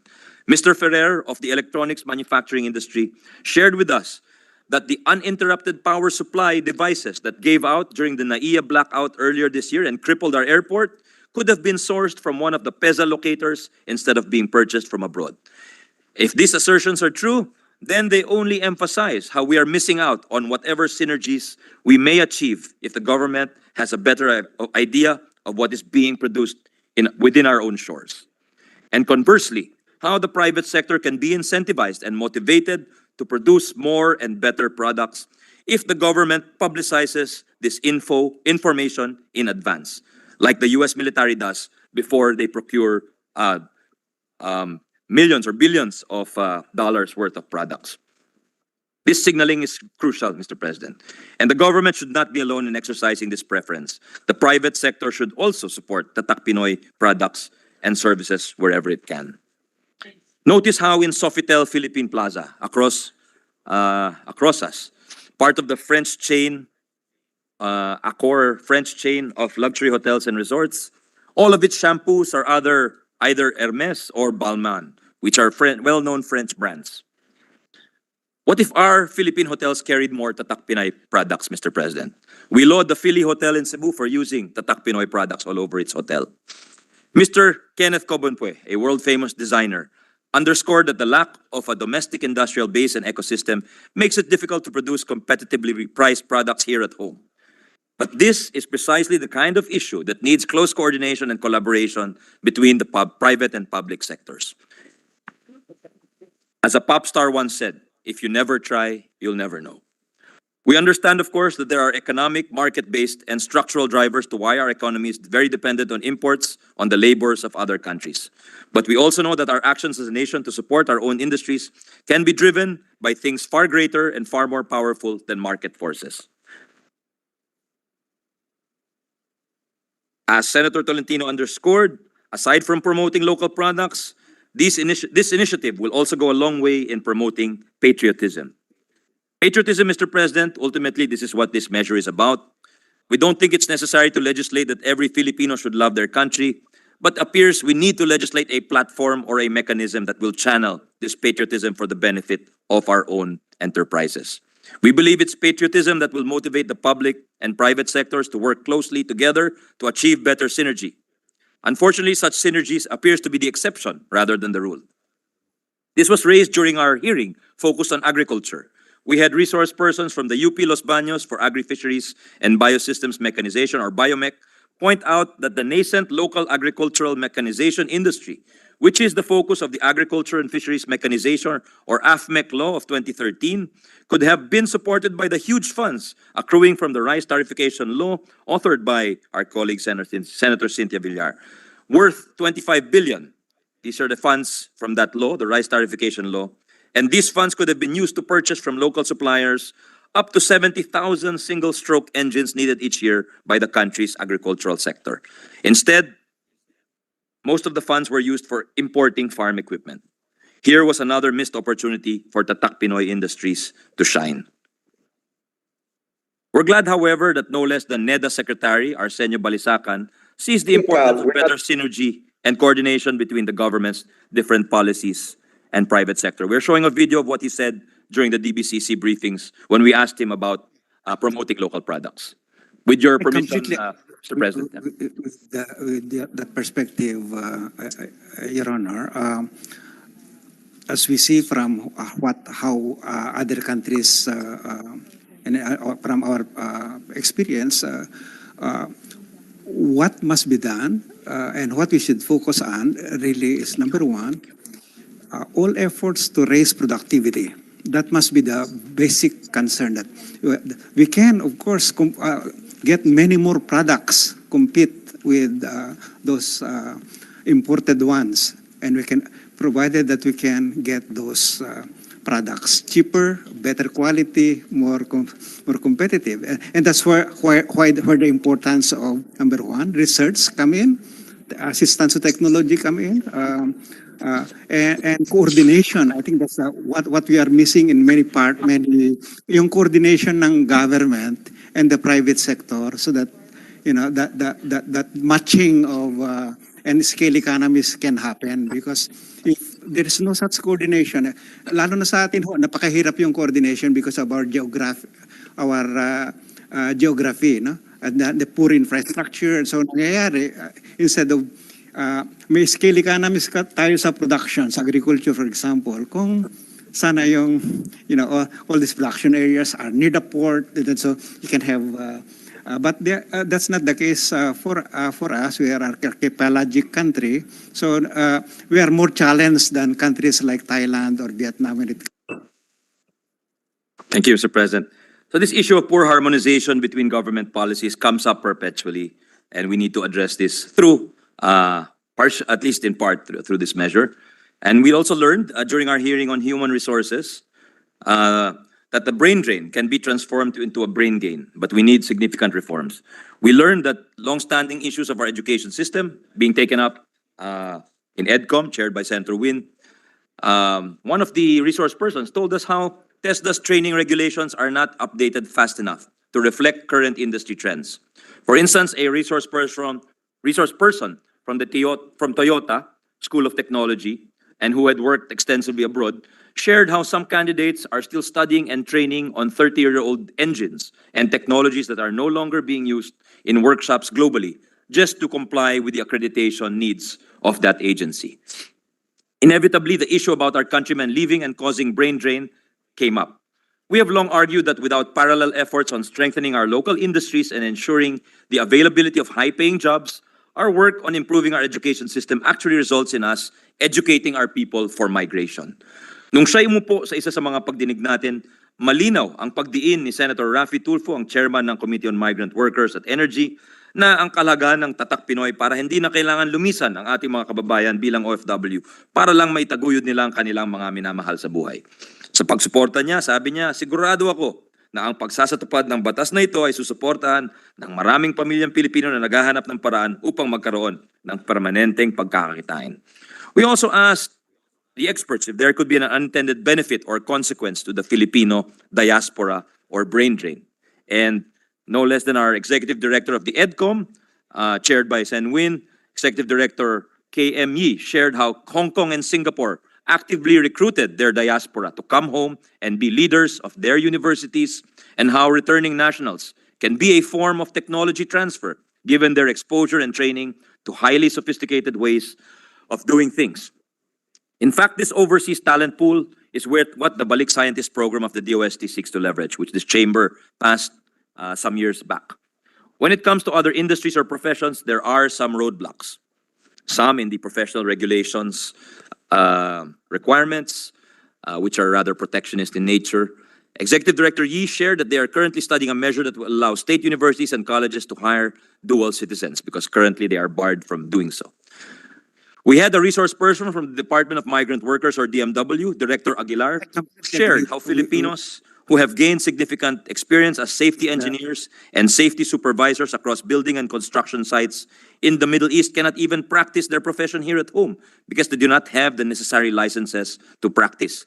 Kailangan daw nilang dumaan sa basic training on occupational safety and health sa Pilipinas, parang binabaliwala na lang yung mga pinaghirapan nila, yung mga natutunan nila sa ibang bansa. Here is his passionate intervention with your permission, Mr. President, dear colleagues, during one of our hearings. Please proceed. It's a very good bill that is music to the ears of the migrant workers. Para sa amin, ako isang OFW, I've been an OFW for 30 years. The director in one of the bureau of the and this is one of the things that we are really waiting, no? Particularly those who are planning to go back. Chair, we managed to make those countries kung saan po kami hinost to make them progress. Alam ko na kami, pagkatapos naming paunlarin sila, hindi namin mapaunlad yung sariling bansa namin. The safety engineers, practicing safety engineers, supervising safety engineers in most of the construction sites in the Middle East. And they were asking about this because they cannot practice their profession here while they were able to get employed from Brown and Root, from the biggest construction sites in the world. Pagdating po rito sa Pilipinas, hindi po sila pwedeng mag-practice. Kailangan kumuha ng basic, yung basic seminar. We really like this, we really like this Tatak Pinoy, especially in the area of industrialization. And I don't think naman na hindi magtatagumpay ito, Mr. Chair, for as long as there are people like you and other participants here na willing to help in this. Yun pong sinasabing brain drain. Actually, it's a brain drain. You know, yun pong technology, where I came, the Saudis bought it for $8 million, just the know-how. Ito po, nag-gain namin libre because we work there. And we can bring it here for free. Unfortunately, there is wala pong platform eh.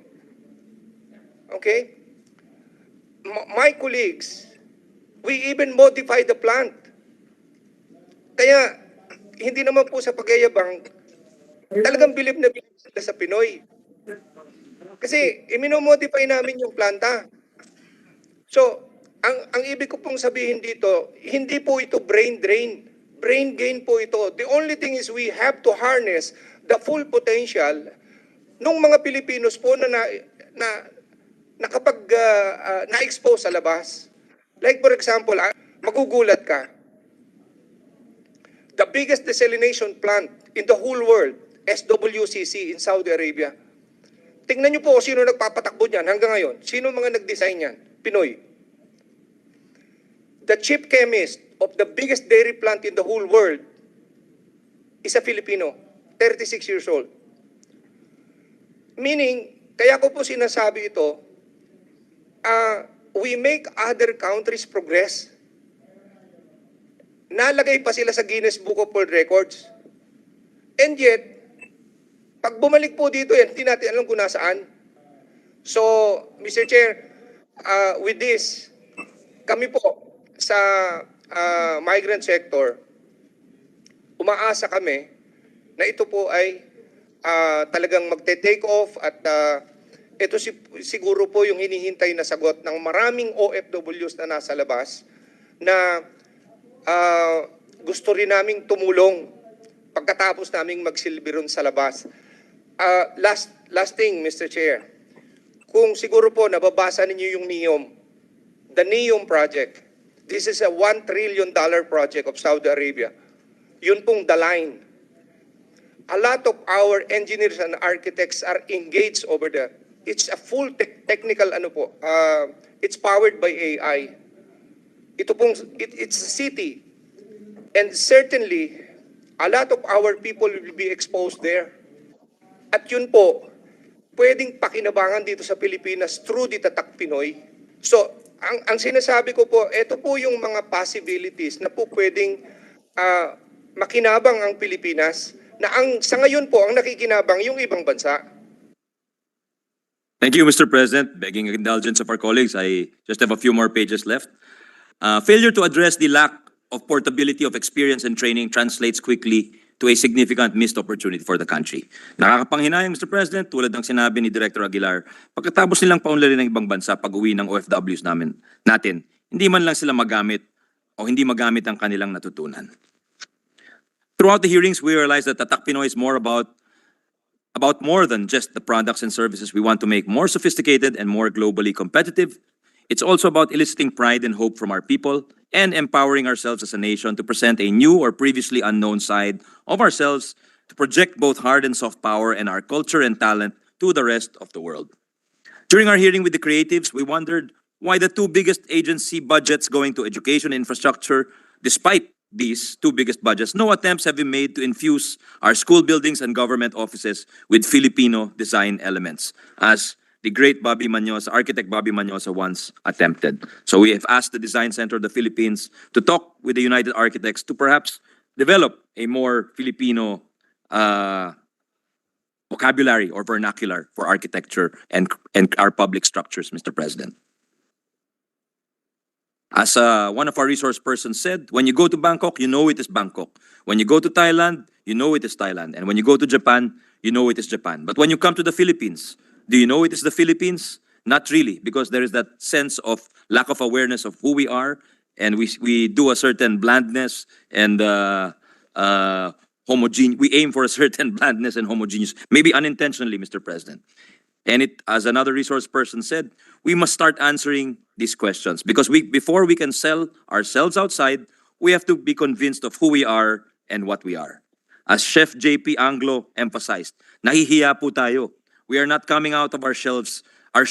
We are not as proud, we are not as bold. We believe Tatak Pinoy could very well be the launch pad for us as a nation to come out of our shells and embrace our identity.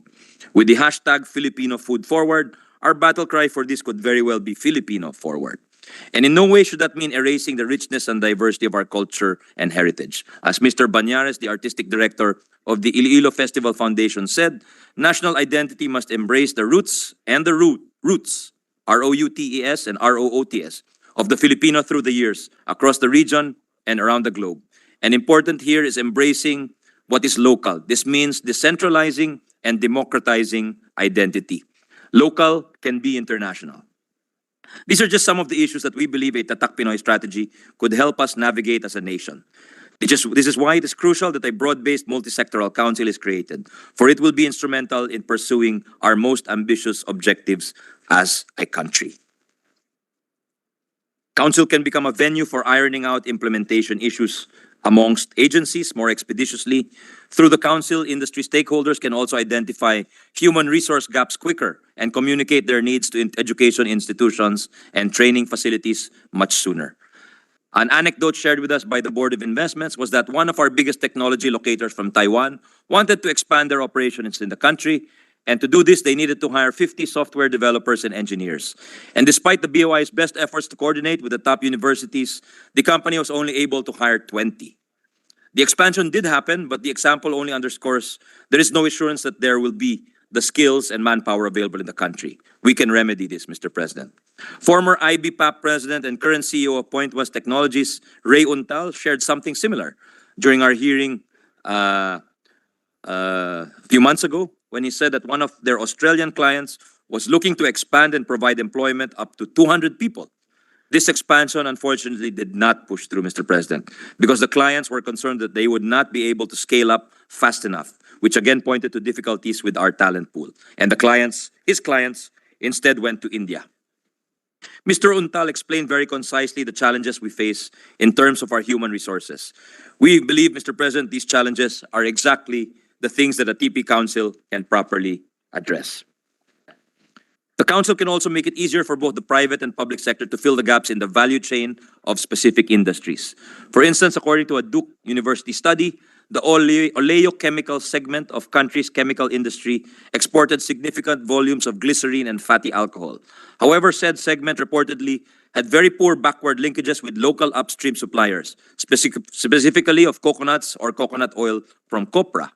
Once in place, the Tatak Pinoy Council could encourage and direct both public and private sector investment into bridging such gaps. This can be done within and across industries.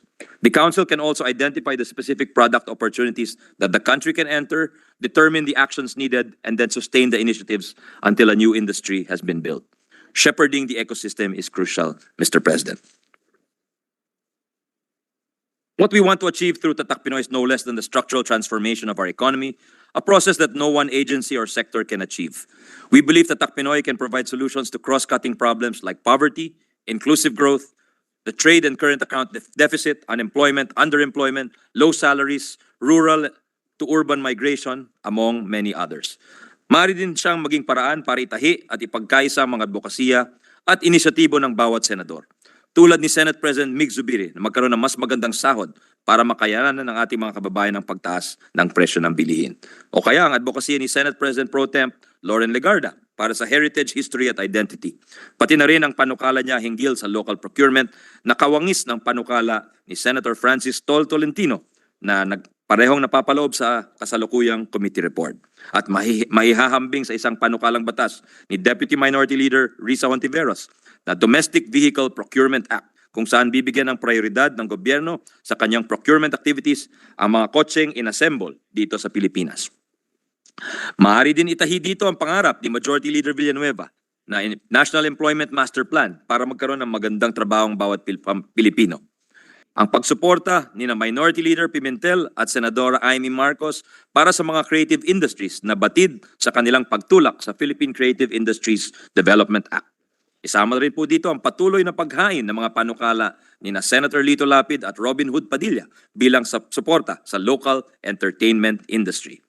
Ang trabaho sa buong EDCOM 2 na pinangungunahan ni Senator Win Gatchalian at sa pasasuporta ni Majority Leader Villanueva, Senadora Pia Cayetano, Senator Chis Escudero, pati ang inyong lingkod.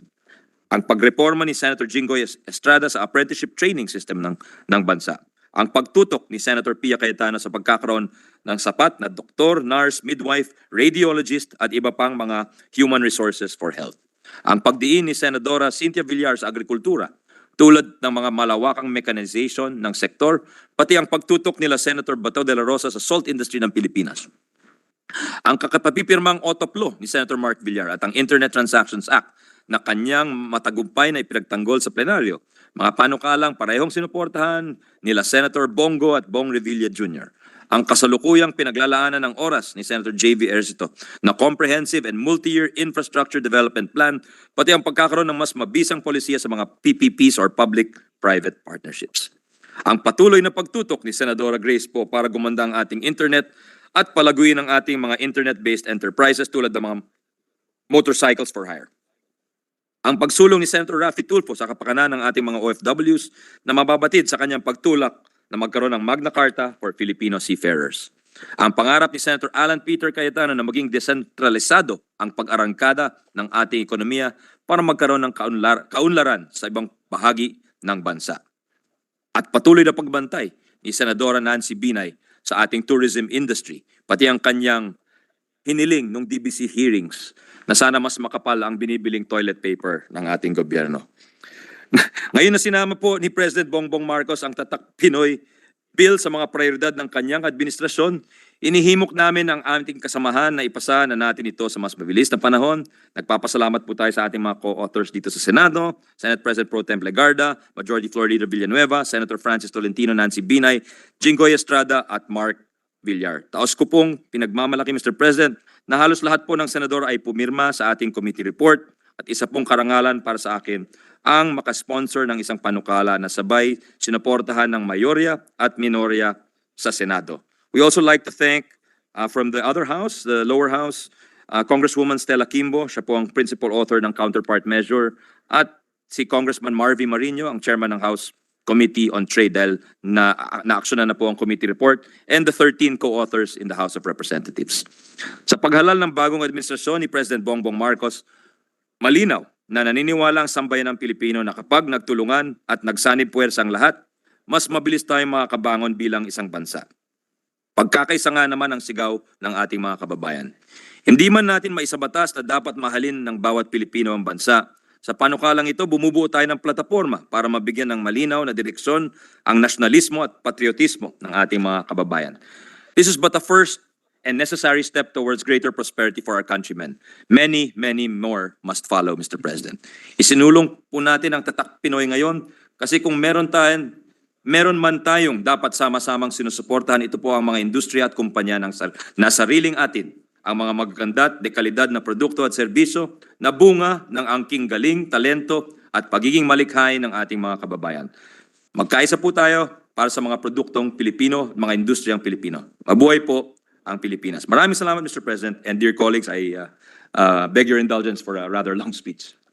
Yes, I'd like to just say, for the record, congratulations on your very comprehensive and extensive sponsorship of Tatak Pinoy. It shows that this is your true advocacy.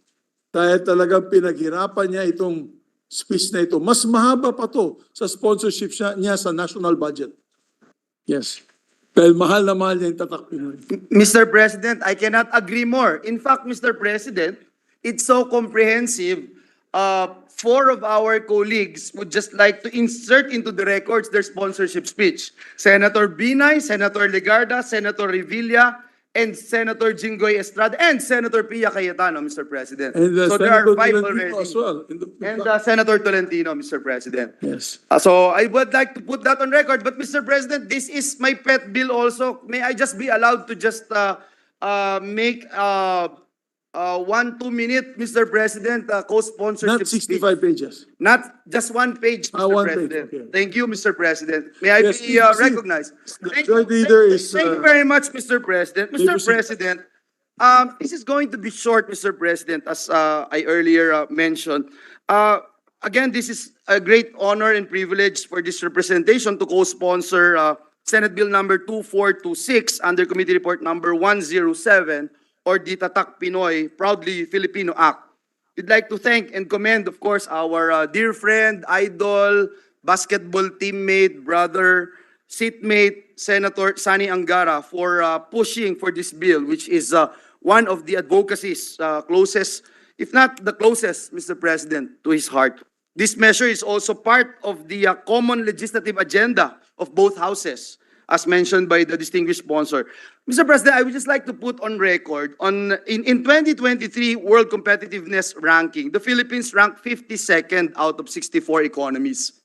The annual report assesses how countries provide an environment characterized by efficient infrastructures, institutions, and policies that encourage sustainable value creation by enterprises. Our ranking means that we still have so much to improve, Mr. President, if we are to achieve global competitiveness. Kaya po tunay at taos-puso, buong puso nating sinusuportahan ang pagsasabatas po ng panukalang batas na ito na naglalayong suportahan, palakasin at pagyamanin ang produksyon ng mga produktong gawang Pilipino upang ang mga ito po ay mas maging sophisticado, mas maging dekalidad, mas maging talaga namang world class.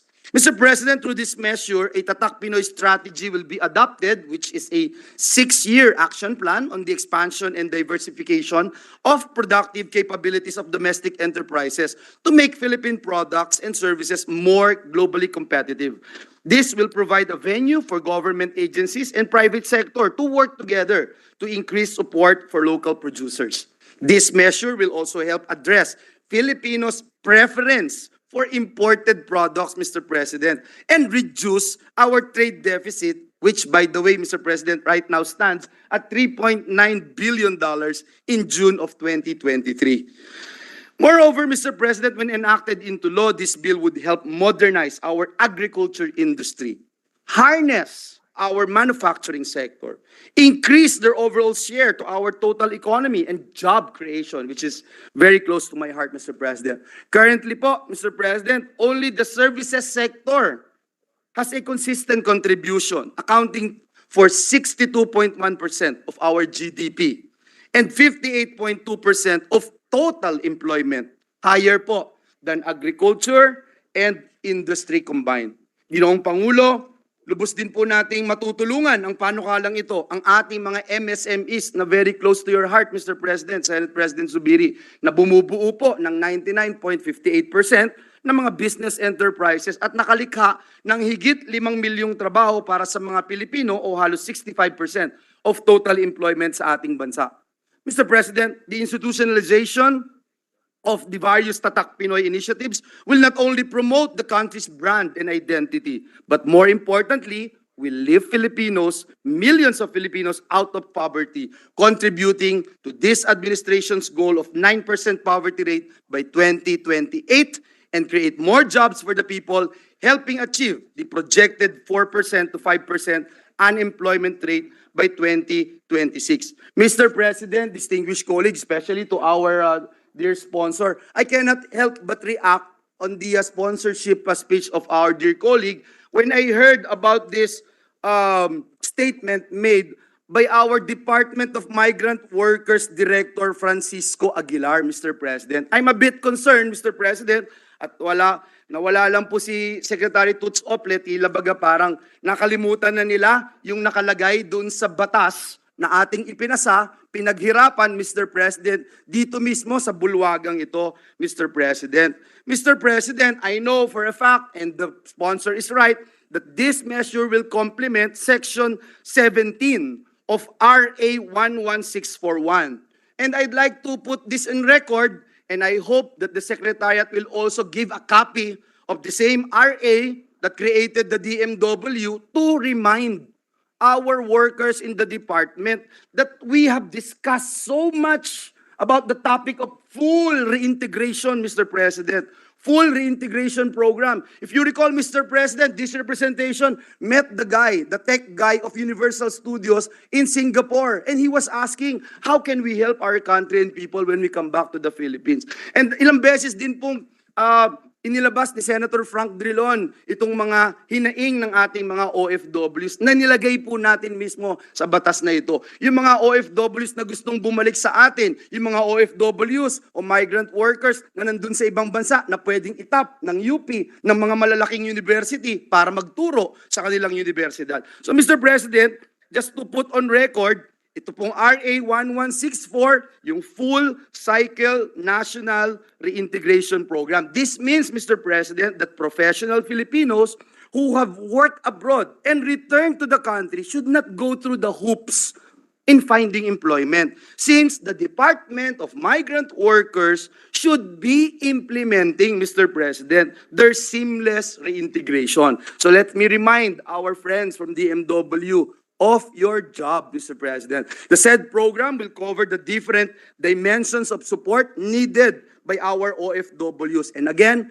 let me point out in closing, Section 17 of RA 11641, full cycle reintegration program. And it says here, the department shall develop and implement a full cycle and comprehensive national reintegration program for both documented and undocumented OFWs, which shall be embedded in all stages of migration for work, beginning from pre-deployment, Mr. President, on-site during employment, and upon return, whether voluntary or involuntary. The reintegration program shall cover the different dimensions of support needed by the OFW, such as economic, social, psychosocial, gender responsive, and cultural, including skill certification and recognition of equivalency or effective employment services, and shall ensure contribution to national development through investments and transfer of technology from skilled or professional OFWs. Again, Mr. President, it is written in this measure that the reintegration program shall include promoting access to social protection instruments and financial services and reintegration of survivors of vow and trafficking in persons. For this purpose, the NRCO shall serve as the lead office of the department and shall coordinate all OFW training programs and services of the TESDA, the DTI, the DA, Department of Agriculture, the DOLE, the DOST, and other local government units, among others. I would just like to put that on record, Mr. President. And again, muli, maraming salamat sa ating sponsor, Senator Sani Angara, na talagang nagbigay ng mahabang panahon para idinig itong napaka-importanting batas na ito na may sarili din pong tatak ang dekalidad at di matatawarang serbisyo sa publiko ang alagang Angara. Makakaasa po kayo sa ating buong suporta para sa sa batas ng panukalang ito. Maraming salamat, Mr. President, dear colleagues. God bless us all. Thank you very much, Majority Leader. And just for the record, to our distinguished colleague, Senator Angara, I like your presentation, particularly on the rare earth metals, on the exports, ban on exports on Indonesia. And that is one of the reasons why every time we speak to different leaders from Korea, from South Korea, Japan, and Australia, we had a meeting with the ambassador of Australia. We also had a meeting today with the foreign minister of England. He was Great Britain. He was upstairs in the office.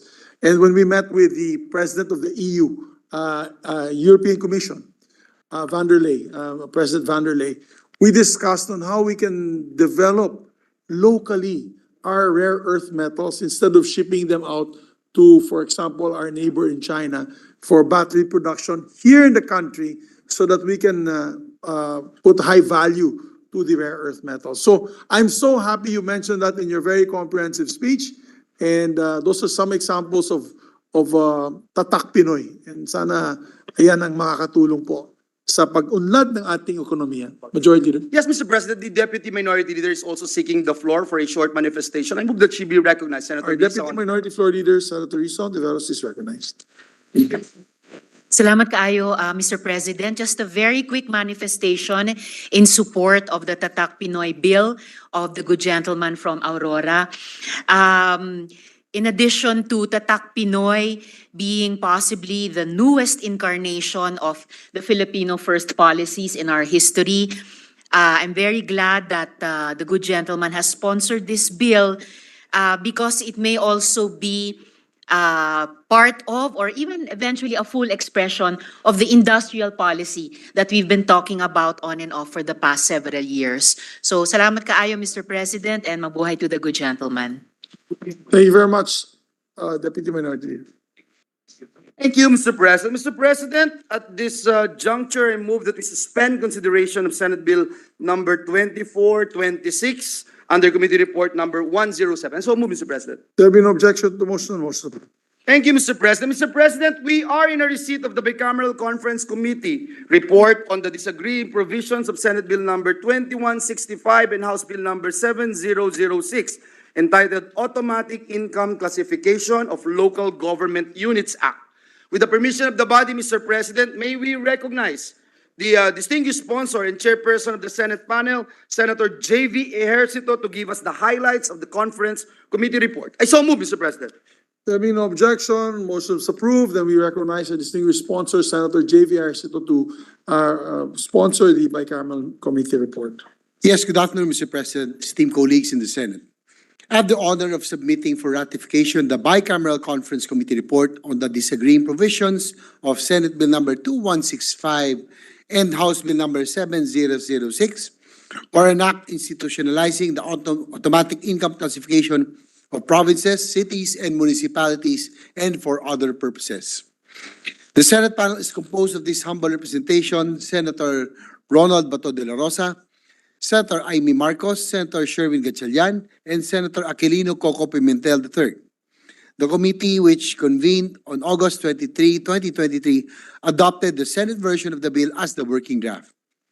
As chairperson of the Senate panel, allow me to report the provisions of the present reconciled bill accompanying our conference committee report.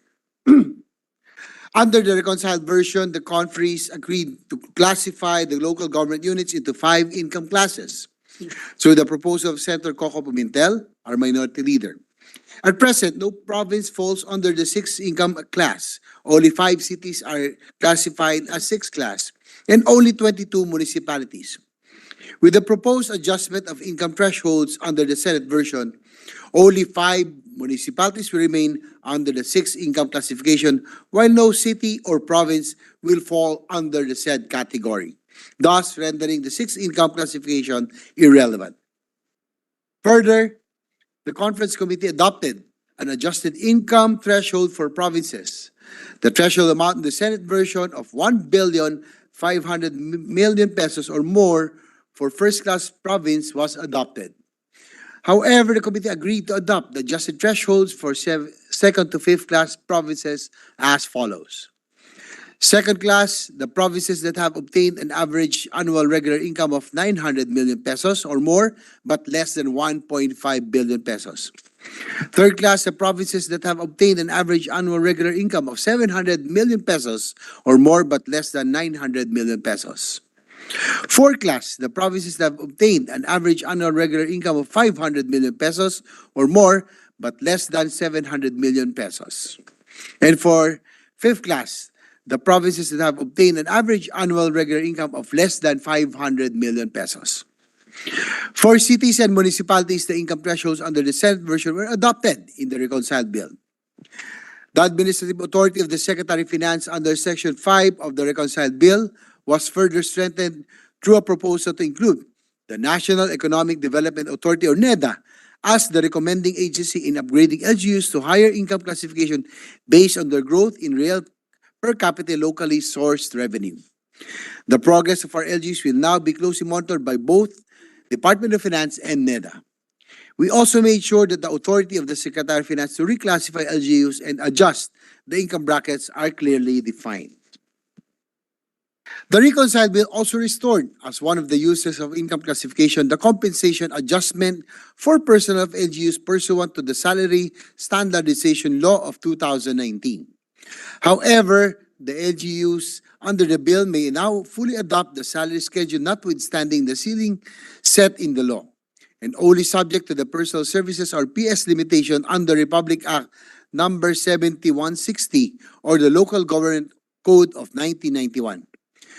This is in line with our objective to strengthen LGU's administrative autonomy to streamline their departments and organizational structure so they can achieve greater efficiency and responsiveness to their service delivery requirements.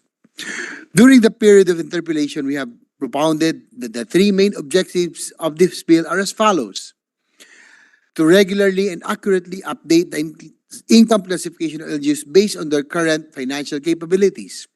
Second, to provide predictable and transparent indicators in adjusting the income brackets. And third, to incentivize the LGU's efforts in terms of locally sourced income. Mr. President, it is an honor to report that our objectives in prioritizing this measure were further strengthened and accomplished by the reconciled bill. This humble representation is privileged to present this conference committee report, which was the result of thorough deliberation and commitment to our LGUs to pass a law that would promote their welfare and foster local autonomy. At this juncture, Mr. President, allow me to extend my utmost gratitude to the members of the Senate panel of the Bicameral Conference Committee for sharing their inputs and sound proposals that enabled us to produce a more acceptable version. We would also like to thank the House panel for meeting their counterpart halfway in every provision that we deliberated on. Lastly, this representation would like to thank this August Chamber for extending their support for the passage of this bill from the committee hearings to our plenary deliberations. With the permission of the body, I move that the joint explanatory statement on the disagreeing provisions of Senate Bill number 2165 and House Bill number 7006 be read in toto into the record and that the Bicameral Conference Committee report be ratified. Maraming salamat po sa inyong lahat. Maraming salamat sa ating sponsor, Senator J. Mr. President, we join the motion of our distinguished colleague, and I move that we approve and ratify the Bicameral Conference Committee report on the disagreeing provisions of Senate Bill number 2165 and House Bill number 7006, and let the text of the joint explanation be inserted into the record of the chamber. I so move, Mr. President. There being no objection to the motion, the Bicameral Conference Committee report on the disagreeing provisions of Senate Bill number 2165 and House Bill number 7006. Is Senator Coco raising his hand? Or? Yes, please proceed. Sir, just to register my vote, my negative vote, Mr. President. After you finish your... Yeah, may we move for the previous question, Mr. President? Yes. So it is hereby adopted and ratified, and we record the negative vote of the minority floor leader. Yes, Mr. President. Is the minority leader seeking the floor, Mr. President? Yes, Mr. President. Move that he be recognized Yes, then, Mr. we President. recognize the minority floor leader. Thank you. I wish to congratulate our chairman, Mr. President, who has put many hours into this bill. And this bill actually improved, Mr. President.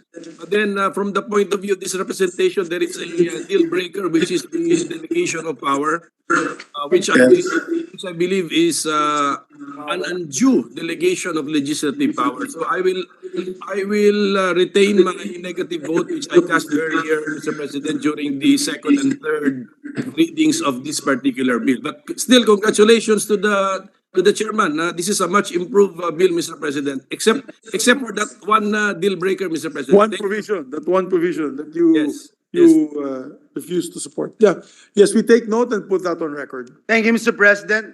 May I move that we recognize our deputy minority leader? Yes, our Senator deputy Rizal. minority floor leader is recognized, Senator Rizal. Salamat kayo, Mr. President. Likewise, with all due respect to the good chairman, Senator J.V. Ejercito, and abiding support sa lahat po ng mga pagsusumikap ng ating local government units for economic development and good governance, I join with the minority leader sa pagpaparehistro po ng aking no vote. Dun din po sa prinsipyo ng undue delegation of power. Salamat kayo, Mr. President. Thank you very much, Deputy Minority Floor Leader. Thank you, Mr. President. Mr. President, at this juncture, I move that we resume consideration of Senate Bill number 2243 under Committee Report number 85. This is the bill on Philippine Salt Industry Development Act. So move, Mr. President. Yes, there be no objection to the motion. Motion is approved. Mr. President, the parliamentary status of the measure is that we are now in the period of interpellation. And with that, I move to resume the period of interpellations and debate and recognize the sponsor of the measure, the chairperson of the Senate Committee on Agriculture, Senator Cynthia Villar, and to interpellate our minority leader, Senator Coco Pimentel. Our distinguished sponsor, Senator Cynthia Villar, is recognized, and to interpolate the distinguished minority leader, Senator Aquilino Coco Pimentel III. Maraming salamat po, and with the permission of our hardworking sponsor, visionary sponsor, if I can commence now with my interpellation. You're very much welcome to interpolate. Thank you. I promise to interpolate on this day, Mr. President. That's why itutuloy natin itong ating interpolate. So, Mr. President,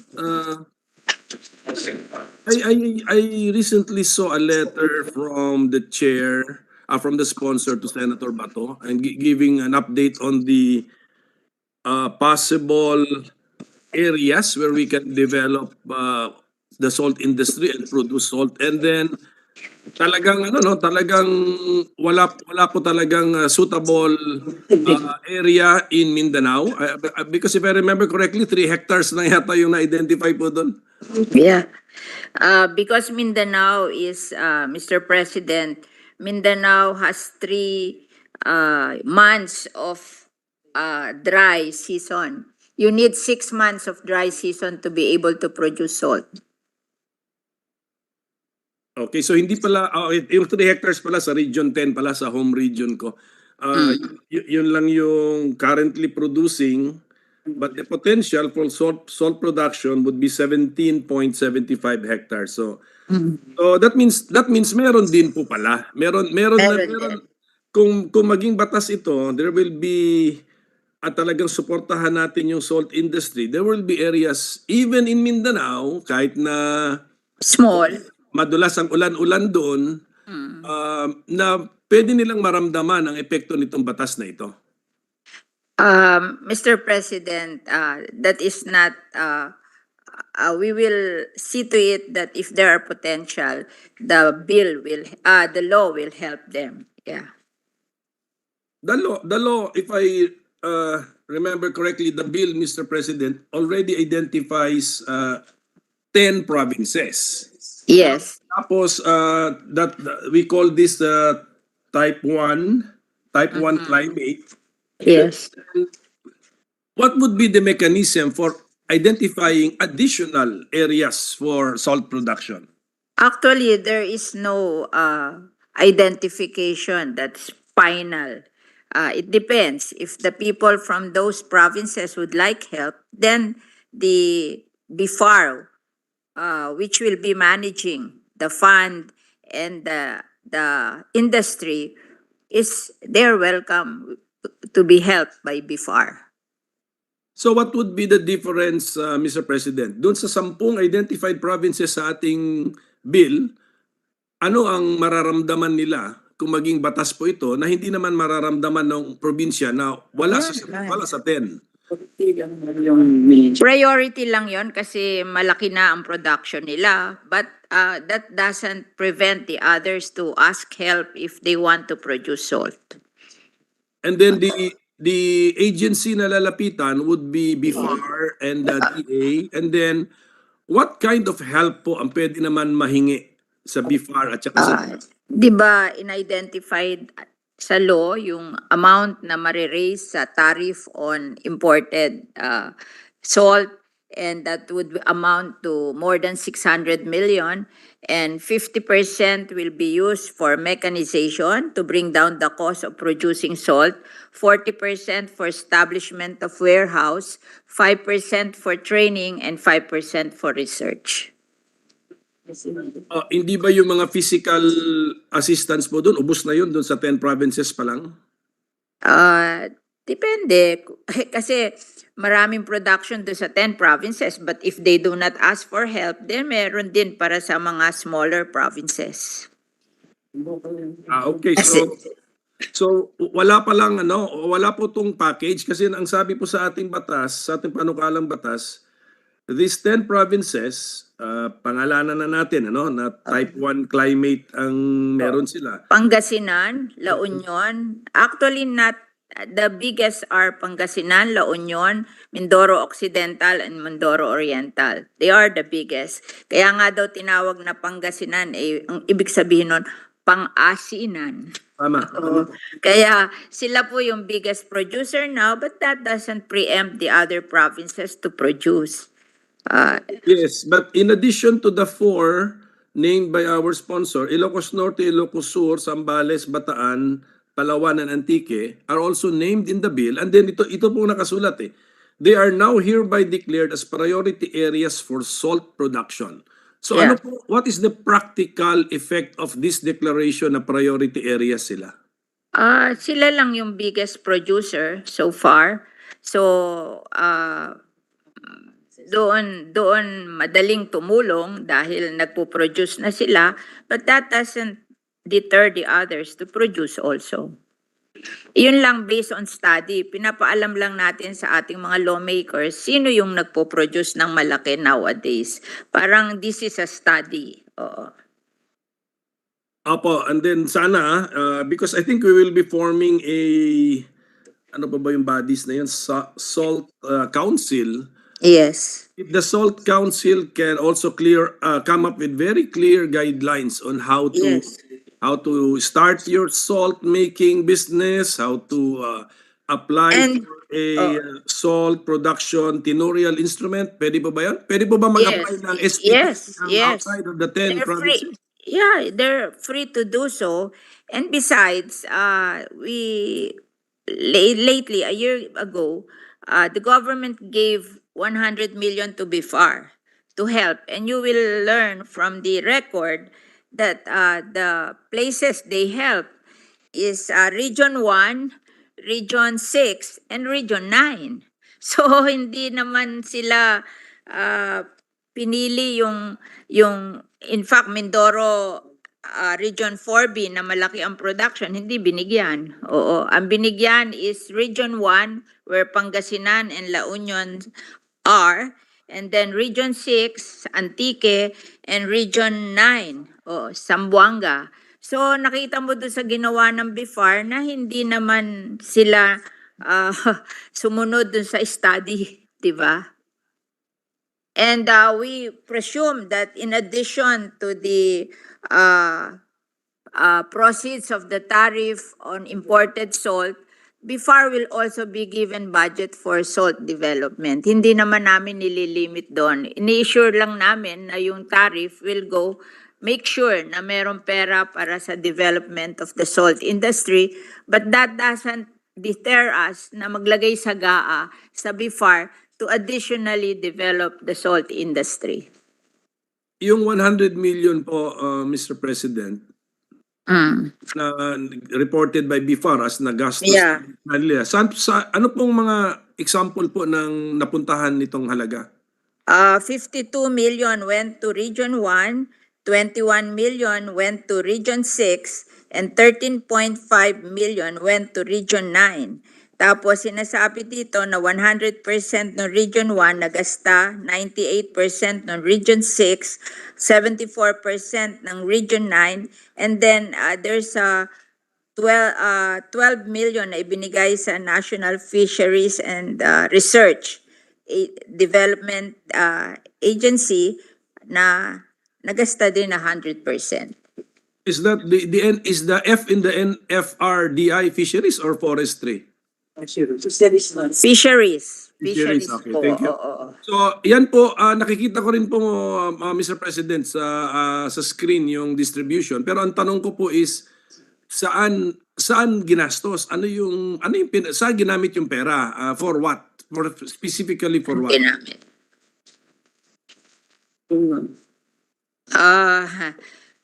Cooking materials, packaging materials, salt storage warehouse, cooking structure, capacity building. Yon. And what else? Pare-pareho, but in different places. Opo. Okay. Ito po ba ito pang 100 million pesos ay kauna-unahang budget allocation? Yes. So First time. Dati po walang nag-iintindi ng salt. Oo, walang in charge ng salt. Bali, yung FDA, nagbibigay sila ng permit to import iodized salt for food. But the rest, walang permit. And then, dumadaan lang sa Bureau of Customs at nilalagyan nila ng 1% tariff. That's all. Walang development ang salt industry. That's why hindi ko pa, ang itatanong ko po sana kung nagawa na ito sa past, ano ba yung nakita ba nila yung spike sa production? So wala pa pong report na ganyan. First time. Was this 100 million a congressional initiative or budgeted by the agency itself? It came from the General Appropriations Act para sa BIFAR. Was it part of their NEP from the very start, Mr. President? Galing po sa DA NEP. Oh, so that means when they proposed when the DA proposed the budget for 2022, they already decided to take the initiative with regard to developing. Kasi naging controversial po yung salt industry because before we produce 93% of our salt, we import 7%. Then after 20 years, after we passed the salt iodization law, nag-deteriorate. Ang import is 93%, ang production is 7%. Nagbaliktad. Kaya nung lumabas yun, parang nag-guilty ang DA, nagbigay sila ng 100 million sa BIFAR to help develop the salt industry. Sayang, hindi pa natin masusukat ang epekto, masyado pa. Yes. But this law will be reviewed after 5 years. When we implement this law, then we will review the performance after 5 years. That's in the bill, Mr. President. Yes, sir. Yes, Mr. President. So, in effect, are we or does BIFAR or do the experienced people in BIFAR and DA blame the Asin law for the deterioration of our salt industry? Kasi po ipinasa yung law on iodization. Tapos hindi naman nila tinuruan yung mga farmer ng iodization. Remember, they are just farmers. They don't know these things. So, hindi na lang sila nag-produce ng salt. Kasi ni-require na all salt will be iodize. Hindi naman sila marunong ng iodization, hindi naman sila tinuruan, hindi sila nagbigay ng facility for iodization. And we discovered when we reviewed the salt industry, the salt that needs to be iodized is only 40% of the demand. Oo. 60% of the demand should be, is not iodized. Like 50% is for fertilizer for the coconut industry, 10% for industrial use. So 60% hindi kailangang i-iodize, but i-require lahat ang salt na ma-iodize. Samantalang yung ini-import nilang salt, hindi rin iodize. Dito rin sa Philippines ina-iodize. So pwedeng lahat ng farmer mag-produce ng hindi iodized and then yung gagamitin sa food, i-iodize na lang at yung hindi gagamitin sa food will be sold to the other demand, especially the coconut industry because it is used to as fertilizer for the coconut tree. Yung asin law, Mr. President, designated na ba doon ang BIFAR to take charge of the salt industry? Dito po, dito. Sa asin law po, sa asin law. Walang, hindi klaro kung sinong in charge ng salt Yeah. industry sa asin law? Okay. Basta DA lang. FDA lang and then no other mention. Kasi yung FDA ang nag-theory na kailangan iodize ang salt, di ba? So, because FDA is in charge of food. So, yun ang ano nila, kaya siya lang. And then the others, wala na. Hindi po ba klaro sa asin law na only food grade salt needed to be iodized? I mean, so that means may nagkaroon ng misinterpretation or misapplication and no government agency clarified the issue, Mr. President. Kasi ang author yata ng iodization are doctors, no? So parang na-emphasize yung food kasi nagkakaroon ng lack of protein sa mga bata. Resulting to goiter. So parang nabias sila do sa iodization to the detriment of the whole salt industry. Why was the asin law interpreted as requiring all salt to be iodized? Aminado tayo that there is salt used for fertilizing 1995 coconut trees, di ba? I mean, meron ding salt na not for human consumption or even animal consumption. So what I'm stressing here, Mr. President, is that It was passed in 1995. correct. College pa po tayo noon, Madam Sponsor. Ngayon,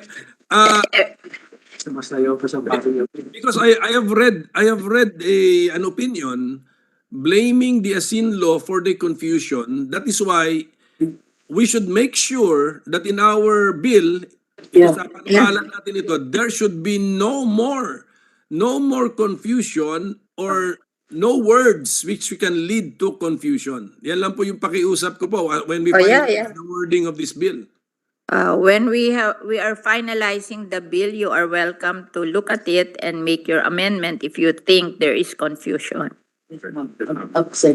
So, in this particular bill, we are now declaring the policy that salt produced in the Philippines need not be iodized. Yes. Klaro po yun. Yes, and if the food demand would require iodization, then they have to iodize. The food manufacturer or those who will eat food will buy iodized salt. But in general, the salt industry will produce just the basic salt. No more requirement of iodization. In the production of salt. Yes. But now in the selling of salt, pwede palang gawing kondisyon pagka food grade, ang food grade means FDA na po yun. The BIFAR will manage the salt industry, yung paggawa ng food grade sa FDA yon. Hindi sila mention dito. Di ba? Nawala.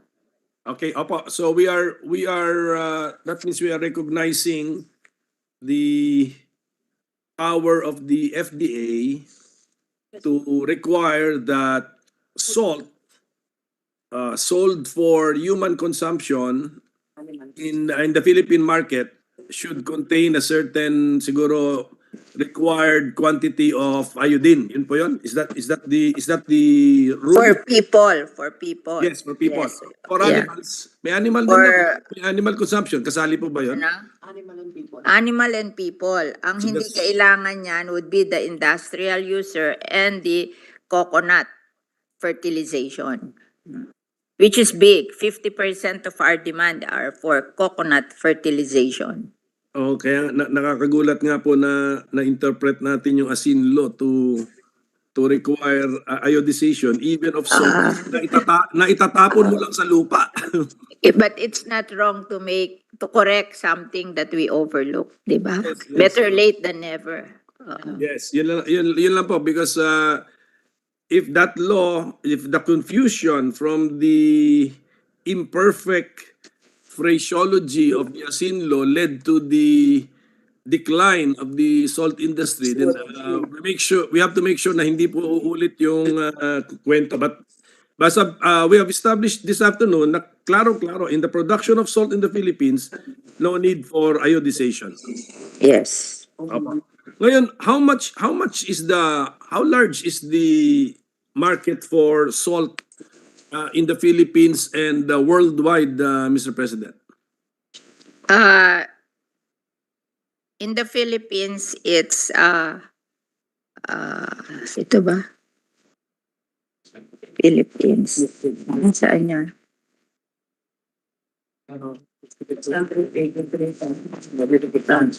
Philippines is 1.377 1,377 metric tons, 641 for the one that we're importing now. The current level local yield is 89, and then we have a total of for coconut we have how much?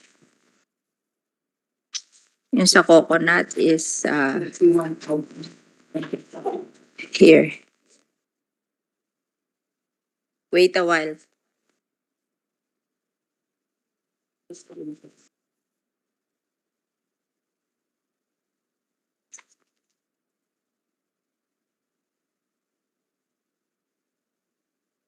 Saan yan?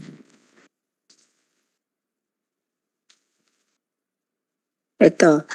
For food, our total demand is 443,000 metric tons. For manufacture of food, 95,000 metric tons. For coconut fertilization, 694,000 metric tons. For industrial uses, 144,000 metric tons to make a total of 1,377,000 metric tons for the Philippines. And how much is that market worth, Mr. President? Times 8 pesos. 5 for imported it's 5 pesos. For the local production it's 8 pesos. We just multiply. 5 pesos per kilogram po? For imported, and then 8 pesos for Is that kilogram? local production. That's why we recognize that we produce salt more expensive in the Philippines because we are not mechanized. So we are going to use for mechanization the tariff that we will collect from the salt imports. Kasi pag hindi ka mechanized, mas mahal. 8 pesos. Pero pag nag-mechanize tayo, magiging 450. No? Yes, ma'am. Ang cost of production.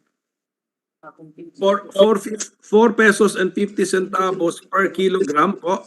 Yes, per kilogram. Okay. If mechanized, okay. If mechanized, yes. Thank you. Thank you for that. Tayo po ay nag-aambisyon under this bill na makapag-export din ng asin? Sana, but I think it will take time. Mhm. Because we're coming from very low level.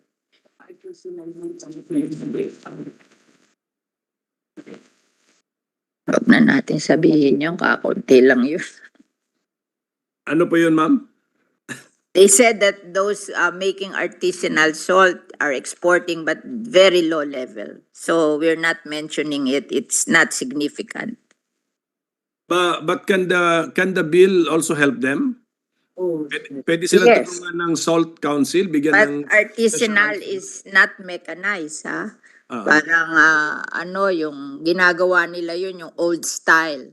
Tapos ginagamit yata sa muka or sa beauty. Oo. So, if we are going to make our salt industry modern to compete, hindi tayo masyadong mag-encourage ng artisanal.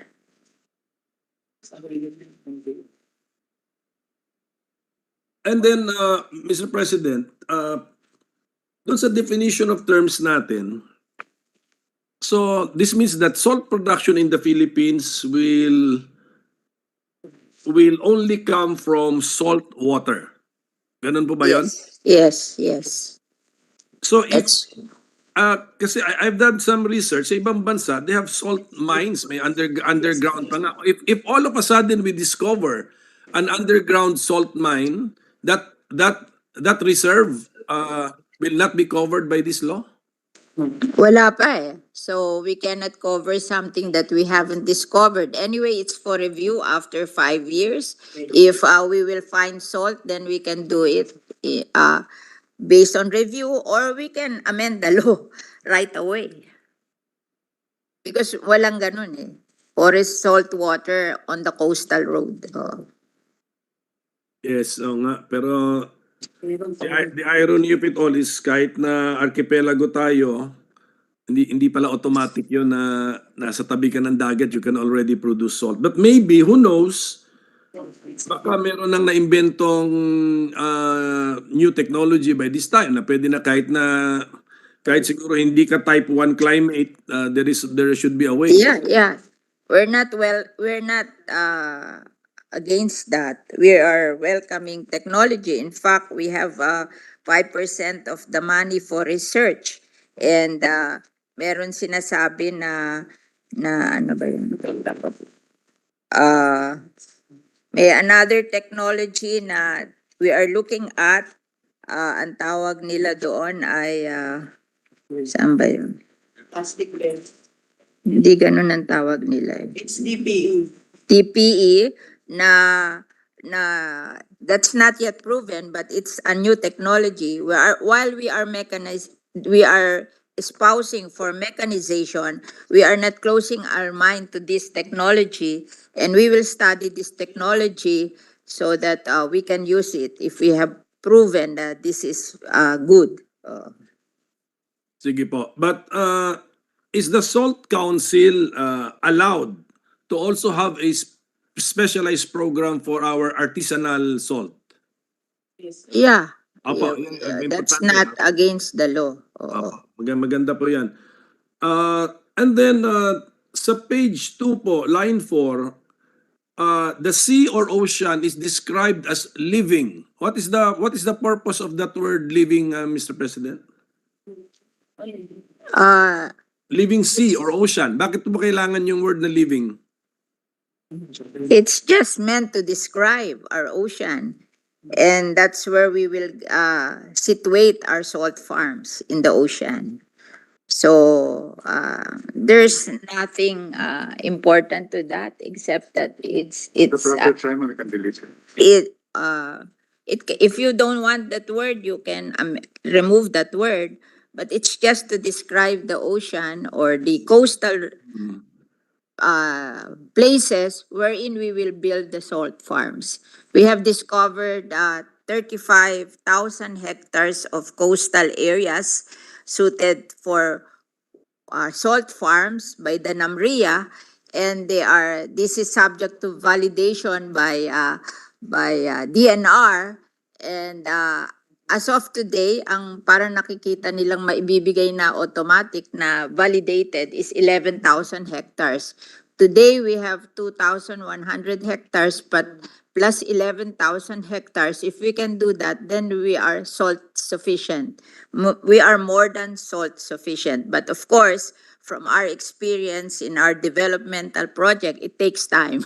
Hindi como meron ka ng budget this year, magagawa mo lahat ang gusto mong gawin. It takes time really to teach the farmers how to do it.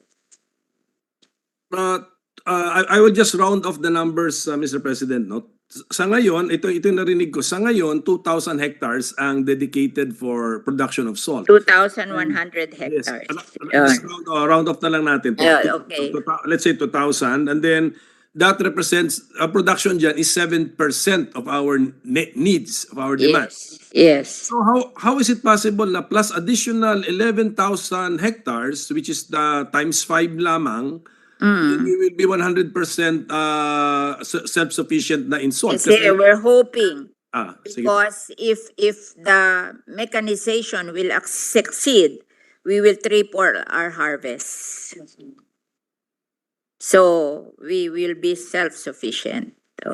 But it will take time. Yeah, that will take time. And then mechanization will be taken, the funds for mechanization will be taken from the Tariff. seed CEF, and then the seed CEF is imposed on, the tariff is imposed on imported salt. Now, Yes. over time, as we succeed, imported salt should go down. The imported salt will go down, so less ang collection ng tariff, but we are producing naman on the other hand. Bababa yung importation, tataas naman yung local production, so it's okay. Yes, but there will come a time na baka yung financial assistance for mechanization will already now amount to an insignificant amount, Mr. President. Yes. Pababa yung tariffs eh. Yeah. And then, by that time, yung mechanization natin has improved. So, pababa yung tariff, pataas na yung mechanization natin. And of course, if hindi sila magtali, then we will ask the GAA to produce money for our salt industry. We just want to make sure with the tariff that there is money for the development of the salt industry, even without the GAA. And we are starting with the amount of, yung assumption natin is around 600 million plus, Mr. President. Yes, 600 million. More than 600 million. Yes. Siyempre, ang tariff po, hindi naman exact yan eh. Yan ang projected, but 684 million, but yan ang projected, but hindi naman sure yan. Kaya nilagay natin yung percentage. 50% will go to mechanization, 40% will go to warehousing, and then 5% for training, and 5% for research. Pero yan po sa slide na nakikita ko po, at present, 76 million pala ang ating tariff. Tariff, Because yes. the rate is also low. Ngayon, at nung inakyat po natin yan na 9%, are we not bound by some It's treaty within or trade agreement with the sources of our salt? Ang alam ko, source ng salt natin would be Australia. and China. Yes. Don't we have an ASEAN? We China, reviewed ASEAN, all Australia? We reviewed all the agreement and it's allowed 9%. Walang conflict. Walang conflict. So it's within our Yes. it's within our power. We never let go of that power to increase it. Yes. Sige po. Now, in this particular bill, we are classifying salt or asin as an aquatic resource. Is that correct? Yes. In this bill and in the definition of the Bureau of Fisheries and Aquatic Resources, but DNR and BOC is qualifying it as mineral. But for our purpose in this bill, it's an aquatic resource. So it's part of agriculture. How about in the ASIN law, Mr. President? Did the ASIN law make a decision on what kind of a product salt is? Yung 1995. Wala pong definition. Hindi siya nag-define. Okay. Hindi. What the science tell us, Mr. President? What is salt? It's an aquatic Is it resource. it's an aquatic resource, okay. Yeah, it's in the coastal road. It's water, salty water. So, di ba? That's why this is the reason why in our definition of terms, ang salt production natin refers to salt which can only be generated from salt water. Tama po Yes. ba yun? Tama po. Yes, Is that yes, correct? yes, Apo. yes. Thank you for that, Mr. President. Ngayon, can I go back to the iodization of salt? Yes. So if we will now change that policy, very clear na. So hindi na matatakot yung mga salt farmers Yeah. natin.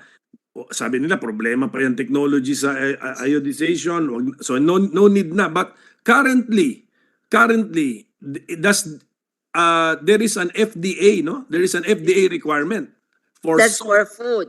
For Yes, food. food grade That's salt. different. That's different. The Yes, salt industry is different from FDA. They don't have any developmental program. So they're just requiring what is required of the food for people and animal, not developing an industry like the salt industry. Yes, oo. Pero let us say, hindi kaya yan magiging sagabal naman sa interest ng ating salt farmers na mga food grade manufacturer of salt. Alam mo, it's so ay- funny. Ah. The one importing salt are importing ordinary salt and dito lang ina-iodize. Hindi naman sila nag-import ng iodized salt. So, bakit tayo magpo-produce ng iodized salt? Sila yung mga in-import, hindi rin iodized. Dito lang sa Pilipinas, ina-iodize for food. Di ganun din yun sa salt farm, ordinary salt, and then if they want it iodized, dalhin dun sa processor ng iodized salt. Correct. Yes, I get it, ma'am. I get it now, Mr. President. So, ngayon pala, ang ini-import. So, kawawa pala tayo sa asinlo, no? Nagamit against our own salt producers. Meron may pakana. Yun na nga. That's why, ulitin ko po talaga, we really have to avoid any Diba? possible confusion from this law, Mr. President. Now, the bill mentions a roadmap, and then the bill also uses the words salt development programs and then salt development plans. Are these the same? Itong tatlo? They are the same. They are the same. So, later on sa amendment, we can make it one. Apo. They're the same. And then we are actually giving we are giving recognition to BIFAR and some powers to BIFAR. The BIFAR director will now be the vice chairperson of the Salt Council. So in the absence of the secretary of the DA, siya po ang magpe-preside sa Salt Council meeting. Yes. Yes. Okay, so we did not get any negative feedback from the secretaries who will be attending the Salt Council meeting po. That it will be the director of the BIPAR who is presiding over their meetings. Okay lang po sa kanila? Okay po. Okay, Wala sige naman. po.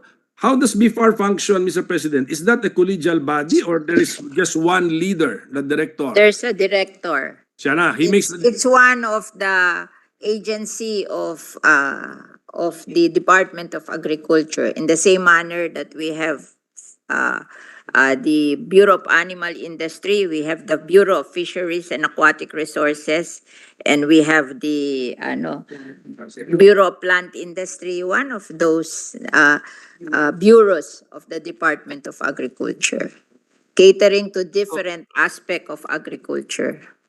So, meron po tayong concept kasi dito sa page 4, lines 23 at saka 24, na sinabi natin the representatives from the business sector shall be chosen by BIFAR.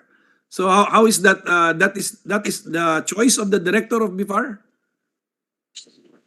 When we say chosen by BIFAR, that is the chosen by the director of BIFAR? Ano? May mga nominees. I think there will be nominees. The representative from business sector shall be chosen by BIFAR from a list of 3 nominees submitted to it by the sector. Representative from the cooperative shall be chosen by BIFAR from the list of 5 nominees for Luzon and 3 for the Visayas and Mindanao, submitted to it by the sector. So he will choose, but there will be nominees. Yes, when we say chosen by BIFAR, we actually mean chosen by the BIFAR director. Is that what we mean? Yes, but That's there what we will be mean. nominees coming from the Yes. sector. Oo. Okay, but it's one person who will choose, not a Oo. not a body, not a No. collegial body. No. Opo. Unless you want to amend that. Yes po, opo, pinag-aaralan na po ng staff ko 'yun po, opo. Okay. Page 5, Tema page 5. line 7, that is section 6, no? Section 6, paragraph D. Identifies or names the Agricultural Credit Policy Council, ACPC. Hindi lang po ako masyadong familiar sa function nito, but does the ACPC Yan ang nagpapautang. grant loans? DA. Oo. Merong agency ang DA na nagpapautang, no? Sa farmer. Pero ako po, in all the laws that I passed, I gave it to the DBP and the Land Bank. But there is an ACPC na nagpapautang din sa farmers. May record na po ba siya na nagpautang sa mga salt farmers? Wala po. Wala po. Wala pa, okay. But that's open to all farmers. ACPC and the Land Bank and the DBP, they are all welcome to borrow from them. Diba? All farmers, as provided for by the bills we have passed so far. Wala namang pinipili yan na pauutangin. Kaya lang siguro nung araw, walang umuutang from the salt farmers kasi bumagsak nga yung salt industry. The confidence was not there, Mr. Yes. President, siguro. And then the section paragraph F, which is page 5, line 13, mentions the post-harvest training division. Ano po ba ito? Is the capacity building for salt farmers Yes. within the competency of the PhD? Yes. Usually, when you have training, it's the agency. Like pag training on plant, Bureau of Plant. Pag training on animal, BAI. Pag training ito, kung sino yung in charge, sila yung nagte-train. And of course, in cooperation with the Agricultural Training Institute, and if there are budget in TESDA for them, they can get budget from TESDA in the farm schools and in the other training centers. Pero ang ano rin, yung agency ang nag-i-institute din yan. Oo. Kaya lang with the help of others. May other agency tayo sa DA na tumutulong sa training like the Agricultural Training Institute and the research agencies and then TESDA, di ba? So the PHTD, has it ever given capacity building training for salt farmers? Not yet. Ano pangalan niya? Ano yung PHPD? BIFAR. It's the Post-Harvest Training Division of BIFAR. Before, okay. So, before, hindi sila walang salt, kaya nagtuturo sila yung mga fishing o isda. Yun na nga. Oo, pero ngayon na may salt industry, magkakaroon tayo ng development sa salt industry, then they will start teaching also. Yes, ma'am. The salt farmers. Pero sila mismo mag-build up ng knowledge nila. Kasi Marunong naman, marunong. marunong na sila. Opo. Sige po. Di ba marunong tayo?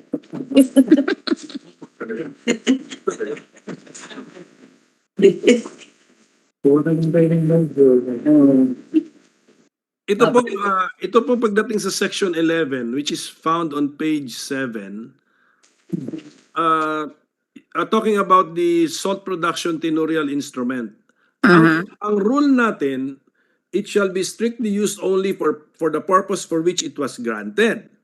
And that public land with salt farms shall not be converted to other uses, ito problema, other than for fisheries and aquaculture purposes. Aquaculture. So pwede pala yun, papayagan po natin yun na naka-apply Opo, naka-apply kasi po ng salt usually farm. the salt farm will be during dry season. But when there's rain, then you can use it for aquaculture para dalawa naman ang income ng mga farmer. They're using the same land. Kasi pag may tubig, you cannot produce salt. Yes, You can only do that during the dry season. So pag rainy season na may tubig yung salt farm, then you can use it for aquaculture. Marami naman ding isda na nabubuhay sa salty water, di ba? Okay, and that's also the reason why the other way around allowed din. Yung may mga FLA, pwede nilang idagdag salt production as Yes, an yes. additional objective. Apa. Yeah, para double income, di ba? So that All means year round. that means, Mr. President, ilang months lang po tayo ang posibleng mag-salt production sa Pilipinas? 3 months? 6 months? 6 months, 6 6 months. months, so half a year. So Tapos half a year aquaculture. Malaki rin ang kita sa aquaculture. And that is under BIFAR also, di ba? Bureau of Fisheries and Aquatic Resources. thank you, Mr. President. On page 8, Mr. President, line 16, there's a mention of officers of BIFAR. Ang sabi rito, the SPTI shall bear at most 2 signatures of the officers of BIFAR. Sino-sino po yun, ang mga officers of BIFAR? So the director, and then maybe the yes, ma'am. Regional. the national director and the regional head. Okay, so if we can already answer it that way, then maybe we can specify it in the bill, Mr. Yeah. President. Kaysa We will make it as an amendment. Thank you. Now I now go to the topic where we receive feedback, no, yung that the applicant for an SPTI must have investable funds not less in the amount of not less than 1 million per hectare, 1 million pesos per hectare. Are we already abandoning that requirement? Yeah. Dinilit na natin kasi pag gusto mo mag-invest sa salt farm, you don't have to put it in the law. You source your investment. Either you borrow from bank or if you have savings or whatever. So dinilit na namin yon. Hindi kailangan yon. That's an individual amendment. How will we make investment in salt farming attractive, Mr. President? Ano, meron ba tayong parang projection na kikita talaga, especially doon sa type 1 climates, Mr. Yes, President? because we will give machine, 'di ba? So yung pag there's mechanization, you triple the harvest, and then we will help them build the warehouse. So that's a lot already, and before under their budget will have something also to help. I think yun lang mechanization, kikita na sila. 55% Ilan? When they're computing, it's 55% ROI daw. Kasi yung ano yun. Ano po meaning nun? Kailan ang bawi nung pag 55% ROI? 2 years. Bawi? 2 years. And then if you get an SPTI, that will be ang term nun 25 years. Yes. When we say mechanization, Mr. President, sa mechanization kasi sa rice land, na i-imagine ko may mga Ano ba itong mechanization? ano ba itsura ng mga mechanization sa salt farm? Ganon mo doon. Ganon mo doon. The equipment are water pump, road grader, dump truck, fabrication of semi-automated bagging machine. Okay, yun ang ano. Yun ang equipment na kailangan. Ako ang malaki mamili. And this assistance will be given to cooperatives or corporations, hindi sa individual person, Hindi, cooperative or association. associations, Oo. whether marginalized or not. Priority marginalized. So talagang cooperative and association. Kasi kung hindi naman corporation, mayaman naman yun eh. Di ba? If you're a corporation, this is for cooperative and association of farmers. So, kasi mahal to, they have to share. Di ba? And this is good for 50 hectares, yung itong mga machine na to. So, Doon po sa salt that we are currently manufacturing now, right now, mhm. are some of the salt manufactured by co-ops and associations ngayong panahon? Basically, ano daw lahat eh, individual na mayaman eh. Malalaki, di ba? 2,100 hectares, 22 farms lang eh, no? So this is big because if you divide 2,100 hectares by 22, that's 100, di ba? 100 per farm. 100 hectares per farm. So hindi to mahirap. Mas mayaman to. So we're encouraging the small farmers to be able to do it through their association and cooperatives. Apo. Yung do we have a role for the CDA dito sa bill natin to form the co-ops? I'm very disappointed sa CDA. Uh, I gave budget to them in the coconut levy. They did not do the job, so I don't want to give them budget. We'll just ask the BIFAR to form cooperatives. Okay. The cooperatives, once formed, must register with the CDA. How about the associations? What is the rule on the associations? Do they need to Ano lang, register parang SEC ba yun? Association? Or DA? Mag-register ka sa BIFAR. BIFAR. So sa BIFAR lang ang registration ng association. Oo. And BIFAR will organize them. So not necessarily co-op. Pero kung may mga co-op na, then we'll use the co-op. Yeah. And we'll help them build the co-op. BIFAR na lang yan kasi nasasayang. Okay, salamat po. Basta there are two bodies which can apply, cooperatives at saka associations. That is what is in our law. On section 12, which is the utilization of public lands under FLA for salt production. Yeah. Meron po tayong sinasabi rito na if the FLA holder wants to also engage in salt production, the FDA is deemed amended for salt production and shall state the full 25-year period.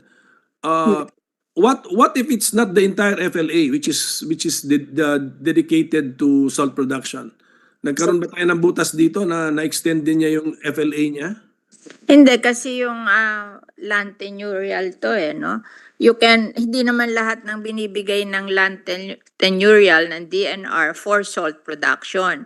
Bibigyan lang nila yung BIFAR ng what is suited for salt production and BIFAR ang magbibigay ng tenurial lease doon sa mga suited for salt production. Pero marami sila na hindi naman dumadaan lahat sa BIFAR. Meron na DNR ang nagbibigay for other purposes. How long is the term for a fish pond lease agreement, Mr. President? FLA. Same 25 years. Same daw, 25 years. Same 25 years. Kaya nga, well, anyway, we will just revisit this topic, Mr. President. Ang nakikita ko kasi if the FLA holder will say na, oops, I'm converting a portion of my FLA, of the land covered with the FLA, to salt production, our bill says that the FLA shall be amended for salt production and shall state the full 25-year period. So it should not cover the entire FLA, especially if not the entire FLA was, Yeah. entire area was converted to salt production. Mr. Yes, yes. I-declare niya lang and then a portion and then he will be given the permit to do so. Ito pong Section 13, registration as salt producer. When can the application be denied? What would be the grounds for denial? And lahat ng industry, lahat ng sector ng agriculture, they have this registry of farmers. Oo, may registry of farmers for rice, may registry of farmers for coconut, may registry of farmers for sugar. Kaya lang to ginagawa kasi para may listahan sila nung mga probable beneficiary pag nagbigay sila ng project. So, lahat sila pinare-register sa DA, oo, different sectors. So, this is normal. Hindi naman to nare-reject unless there's something wrong with you. But they just want a list of their stakeholders so that when they are giving out projects, they know who are the qualified stakeholders or the qualified farmers who can avail of the benefit of the law. Diba? Ginagawa to sa lahat ng sector ng agriculture. Section 13, Mr. President, second paragraph, page 10, line 19. I will read the first sentence. Upon complete submission of the qualification requirements, BIFAR shall issue the certificate of registration as a salt producer or a notice of the denial of the application for registration, accompanied by an explanation for such denial within 45 days from completion.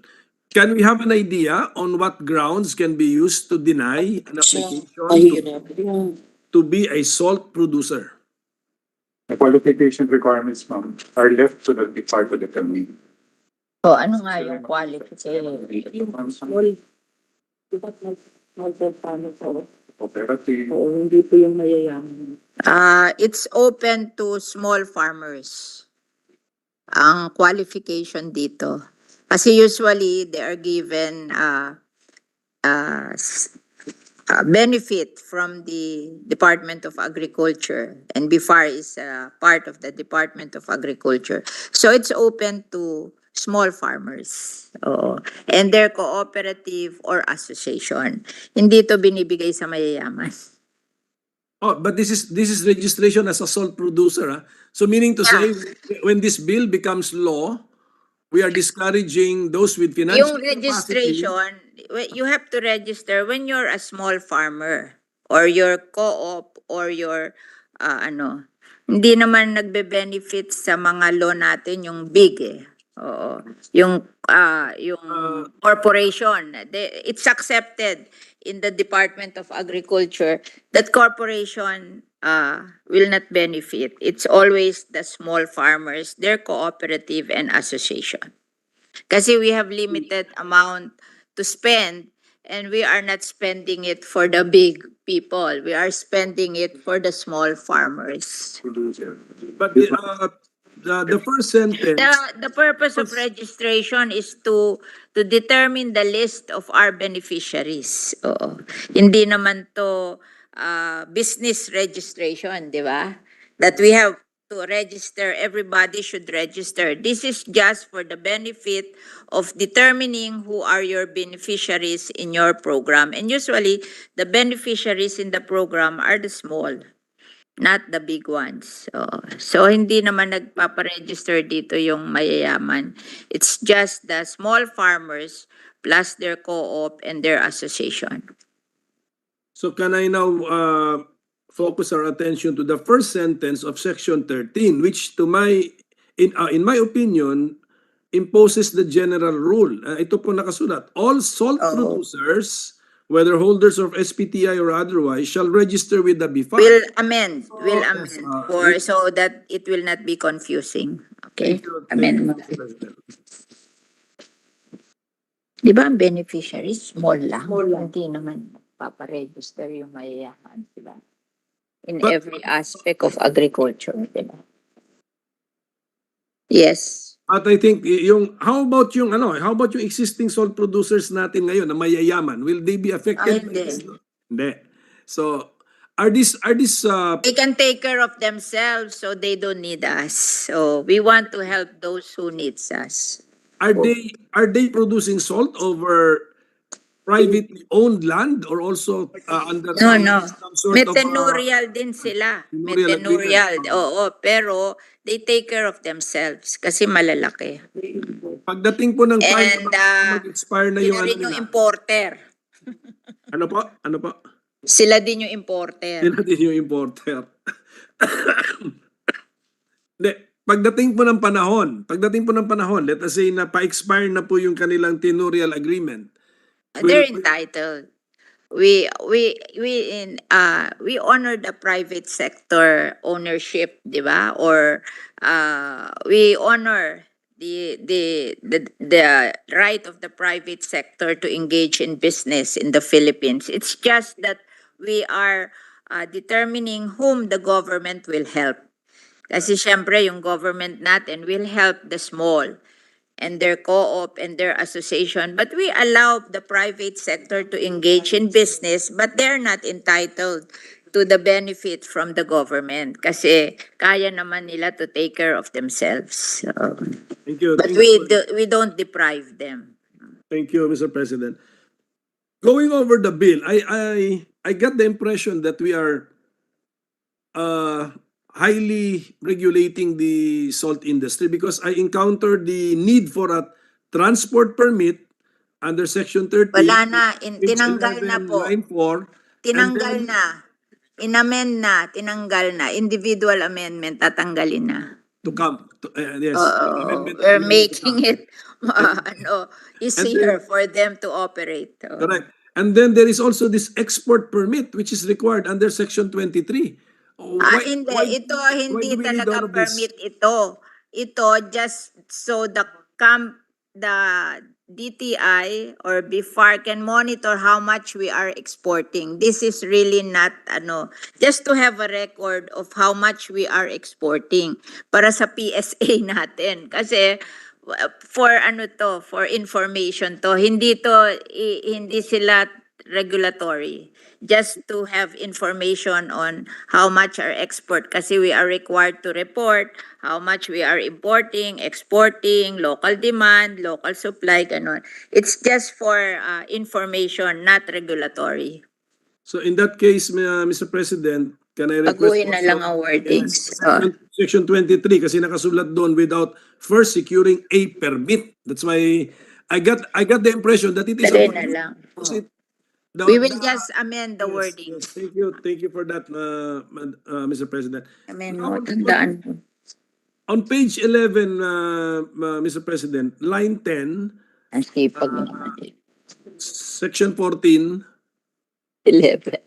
Oh. Mr. President, mga 3 times ko po itong dinaanan tong bill ninyo. 11. Page 11, line 10. When we refer to small Artisanal. and medium scale salt farms, we inserted the word artisanal. Yeah. Pagdating sa line 12, when we referred to large scale salt farms, wala nang word na artisanal. What is the value of that word artisanal, Mr. President? It's, as I've told before, artisanal is the old way of making salt. Some people would want to buy that, but that is a very small portion of the industry. Kaya, So are we limiting? kailangan pa ba natin yun? Are we limiting it to artisanal, small and medium scale salt farms? No. Hindi. So can we revisit the why that word appears there on section 14? Yeah, okay. Mr. We'll President? review that, Mr. President. Yeah, but it's a small portion of So we are not removing it, but we are not giving it much attention because if we will rely on that, we will not produce the amount we need. Yeah. That's why Hindi. that's Ano why lang? That's why it Ayusin mo na lang ang wording. it struck me, Mr. President, that the word artisanal appears there. Kung hindi It's naman- something that is historical production of salt. Yeah. Sumingit. Pwedeng sumagot. Yeah. Mr. President, with Minority Leader, may I, as Please co- proceed, please proceed. as co-author of the measure, I thank Senator Villar for giving it priority. May I speak to the Minority Leader? May I see him? Hi, you were mentioning about artisanal salt. Yes, artisanal salt, Mr. President, would be referring to the traditional, age-old methods of producing salt. And I'm grateful to the sponsor, Senator Villar, for including this in the measure. An example of this would be the salt from Albuquerque in Bohol. You Google it, it's so pretty. It's like para siyang rock, but it's a rock of salt. At saka, it's a small community in Albuquerque, Bohol, that is doing it almost dead. We just passed our cultural mapping law, and that will be part of the mapping that we need to do. In Botolan, Zambales, there's other artisanal salt that's being done, and they wrap it in Philippine leaves. I think either banana or coconut, but native leaves. Again, in the recent World Food Expo at the SMX, the slow food movement included the salt from Botolan, Zambales. Sa aming probinsya po na Antique, salamat po kay Madam Sponsor. Narinig ko po habang ako'y paakyat sa opisina ko na isa yan sa mga lugar na tinalaga ninyo na bubuhayin ang industriya ng asin ay hindi man siguro parang yung sa Albuquerque at hindi parang yung sa Botolan, pero yung mga sinaunang panahon sa paggawa ng asin ay meron din po sa Antique. Ang tawag po yung sa Antique ay asin tibuok. And for the information of the Minority Leader, and this will excite the Deputy Minority Leader, in the IPO, Intellectual Property Office, IPOFIL, there are GIs, geographic indicators. I think there's another measure pending on the floor. Senator Angara would know this.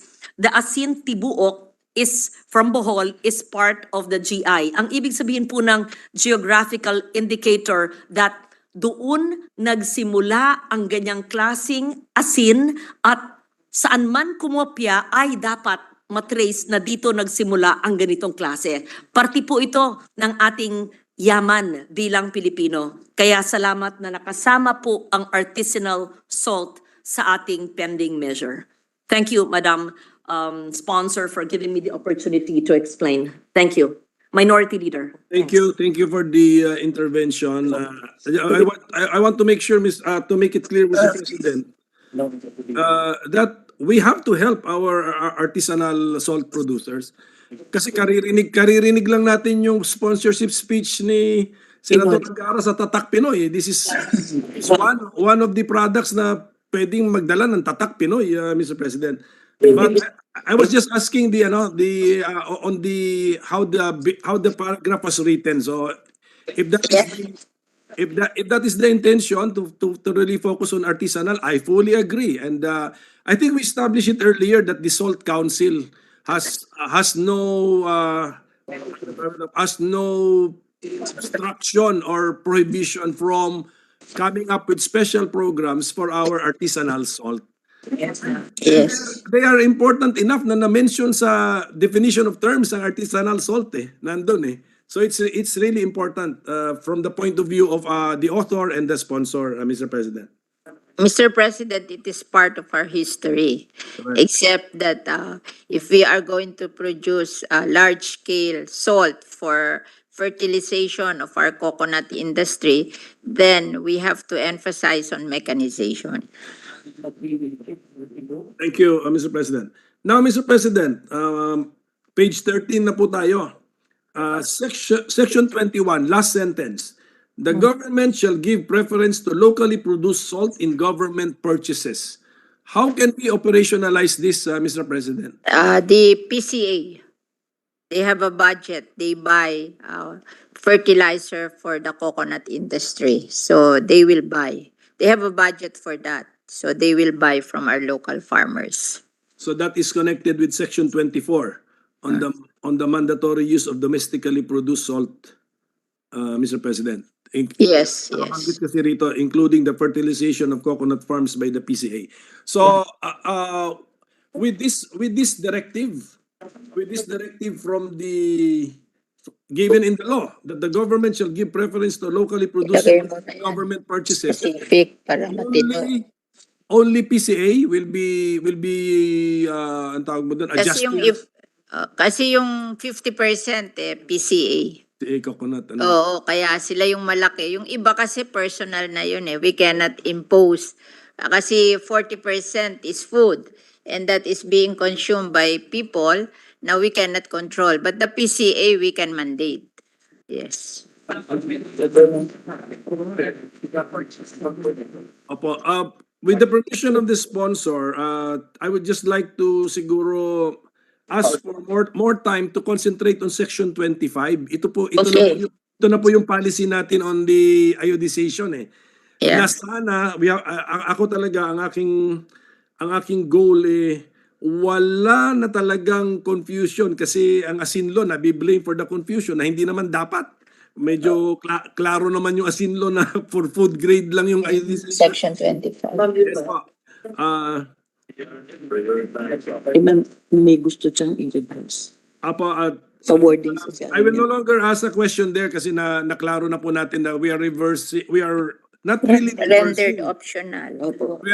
We are making clear the policy Yes, na optional na po siya. Yes, ma'am. Yeah.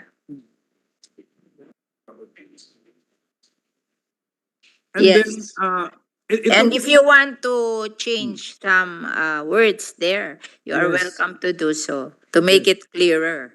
maybe ang plano ko po is to make a very clear sentence or statement then period na natin. Wag na tayo Okay. mag-provided para walang magamit na confusion po sa atin. Apo. And then on the Section 26 on incentives, page 15, nakabanggit po rito, salt farmers, salt processors, line 1, page 15, and other related businesses shall be exempt from the payment of import duties for imported machines and equipment to be actually and directly used in their businesses, subject to pertinent rules and regulations. Yung other related businesses po, Section.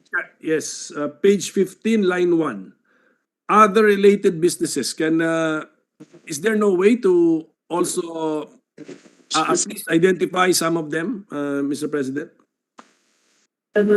Salt farm owners, salt processors, and other related. Do you have any idea of other businesses? We will have to study the salt industry, Mr. President. Basta, if it's Meron possible, kayong idea? if it's Wala, possible, they don't have any more idea what to idea. include, but if you want to include something, you're very welcome to include. thank you, ma'am. Thank you, Mr. President. And then on page 16, we have now the earmarking of the seed CEF. I heard binago po natin itong percentages na, Mr. President. Meron tayong plan to change the distribution of the seed CEF? Yes, ma'am, yung 50-40, 5-5. Yun na po. Yeah, we change it. SIDSEF ba yun o yung atin ba yun? Oo. So we change it entirely. It's 50% for salt machinery and equipment for mechanization, and then 40% for salt farm warehouses and storage areas, 5% for extension services or training, and 5% for research and development. We made it more simple because the money is not so big. So it will, if we don't give a lot to warehouse and machinery, it will not make an impact on the salt industry.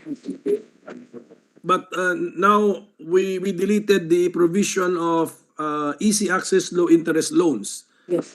Because there is no more money for interest. In fact, we have given plenty to Land Bank and DBP so they can access Land Bank and DBP. So doon So, na doon lang na lang sila. sila, oo. Hindi na, kasi 684 million lang to eh. Eh, sinusuma ko yung 50% at 40%, baka makakabigay lang tayo ng 9 machinery a year. And then do sa warehouses, parang 6, no? Masyadong maliit. It will make an impact. So yung loans, doon na lang sa Land Bank and DBP. And they are very supportive of the agricultural industry because we have given so much to them. So thank you for that, Mr. President. And then napansin ko, you also, to be deleted would be the 5% for the CDA. Consistent with your with your experience and position, Mr. President. Pero naman daw mo yung before with CDA. BIFAR has assured me that they will take care of the work of CDA. In informing the cooperatives kasi kailangan ng ano diyan eh, kailangan ano bang tawag mo diyan sa yung parang incorporator, parang gano'n eh. You know, I gave a lot of money in the coconut industry for the coconut law for CDA. But instead of, kasi ang problema ng coconut industry, wala silang masyadong co-op. And there is a provision there for mechanization, which we can only give to co-ops. And I asked them to form co-ops. Instead, they put the money to one co-op. I don't know what project. So I was so disappointed because the spirit of the law was not meant that way. They should be forming co-op, not giving all the money to one co-op. Kaya I'm not giving money anymore to them. Yes, Mr. President, nakwento po sa akin ng ating sponsor yan, yung insidente na yan. And I also noticed that the allocation for daan asinan na inalis na rin po natin. Because yung daan asinan daw, kayang-kaya na ng DPWH yun. Actually, ang dami ng daan asinan, especially in Pangasinan. Pangasinan is not a least developed province. It's a very much developed province. So they can easily access the asinan and as well as La Union, as well as Antique with our ano tawag doon? Speaker pro tempore. And who else? Only Mindoro, but we will help them. As senator, we can help them to have more roads. Mindoro Occidental and Mindoro Oriental. So this will not amount much eh. Yung 684 million na yan eh. Tama-tama na lang yan for machinery and warehouses. So thank you for the patience of our sponsor, Mr. President. Nahimay na natin itong bill ito, and then with the agreement that we can improve the wording. Ang purpose is we do not want the experience with the Asin law repeated na ginamit siya, sinight si Asin law to justify a confusion which should not have been there in the first place, which is not there in the first place. So yan po yung gagawin natin dito. We will have to really be very clear na wala na pong confusion. So thank you for your patience, Madam Sponsor, and to our colleagues. Thank you. Thank you very much, our minority floor leader, and thank you, Mr. President. Thank you very much to our minority floor leader. Thank you very much to our sponsor. Yes, Mr. President, the Deputy Minority Leader is supposed to be the next to interpret, but she said that she will just do it tomorrow. So, Mr. President, I move that we suspend consideration of Senate Bill number 2240. I so move, Mr. President. There being no objection to the motion, motion is approved. Mr. President, I move that we resume consideration of Senate Bill number 2200 under Committee Report number 66. This pertains to the Basic Education, Mental Health, and Well-Being Promotion Act. I so move, Mr. President. There being no objection to the motion, motion is approved. We'd like to recognize the sponsor. The sponsor, of course, is Senator Gatchalian, and I believe, Majority Leader, we are in the Yes. period of Yes, Mr. President, the Amendments? parliamentary status of this bill is that we are in the period of individual amendments. With that, Mr. President, I move to resume the period of individual amendments using the amended copy of the bill dated August 22, 2023 as our working draft. There being no objection to the motion, motion is approved. Yes, Mr. President, I move that we recognize the sponsor, Senator Gatchalian, for his individual amendments. The distinguished sponsor, Senator Sherwin Gatchalian, is recognized. And please proceed with your amendments. Okay. Thank you, Mr. President. Mr. President, I only have two amendments for today. Two individual amendments. So on page 4, line 14 of the amended copy as of August 22, 2023, as released by the Bills and Index Service, insert the acronym CGCP in open and close parentheses after the word program. So move, Mr. President. There being no objections, the amendments approved. Further, Mr. President, on page 4, line 27 of the same amended copy, insert the following sentence as the new last paragraph of Section 5. In addition to implementing the program and delivering the services of the center under this act, mental health specialists and mental health associates shall likewise assist the school administrator in the CGCP centers in accordance with Section 5 of RA 11206. RA number 11206. So move, Mr. President.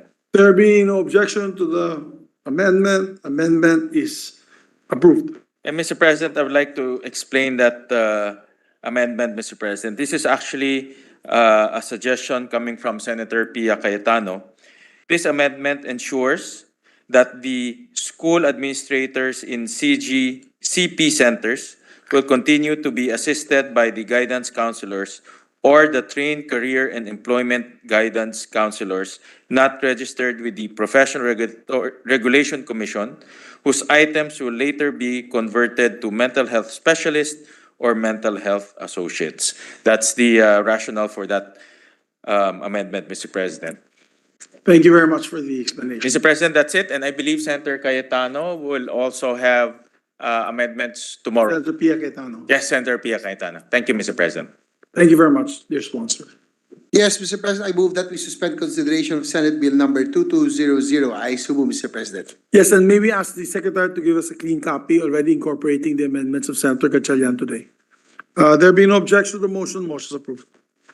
Mr. President, we have one admin matters. Mr. President, I with the consent of the body and considering that there is no other member who wishes to interpolate on the privileged speech of Senator Estrada delivered on May 22, 2023 entitled Bigyan ng Pag-asa ang mga nasa Pag-asa Island, I move to refer the said privileged speech to the Committee on National Defense and Security, Peace, Unification, and Reconciliation. I so move, Mr. President. There being no objection to the motion, motion is approved. Mr. President, there being no matters to discuss, I move to adjourn session. Okay. Until August until August 30, 2023. I so move, Mr. President. At 3 o'clock. Thank you. Just a reminder to our distinguished colleagues that we only had 2 working days this week, today and tomorrow, and then after which we have only a few working, I believe 3 more weeks. Mr. President, I Withdraw the motion to adjourn? recall that Yes, because motion. I know we're on the Because, agenda is still Senator Rafi. yes, I'm very sorry because I didn't I thought that Senator Rafi Tulfo were already It's a good thing I didn't adjourn, yeah. yes. So we moved, the motion is withdrawn. Yeah, the motion is done. Yes, Mr. President, I move that we recognize Senator Rafi Tulfo for the resumption of We'll open first the period of minute suspension, Mr. President. session suspended.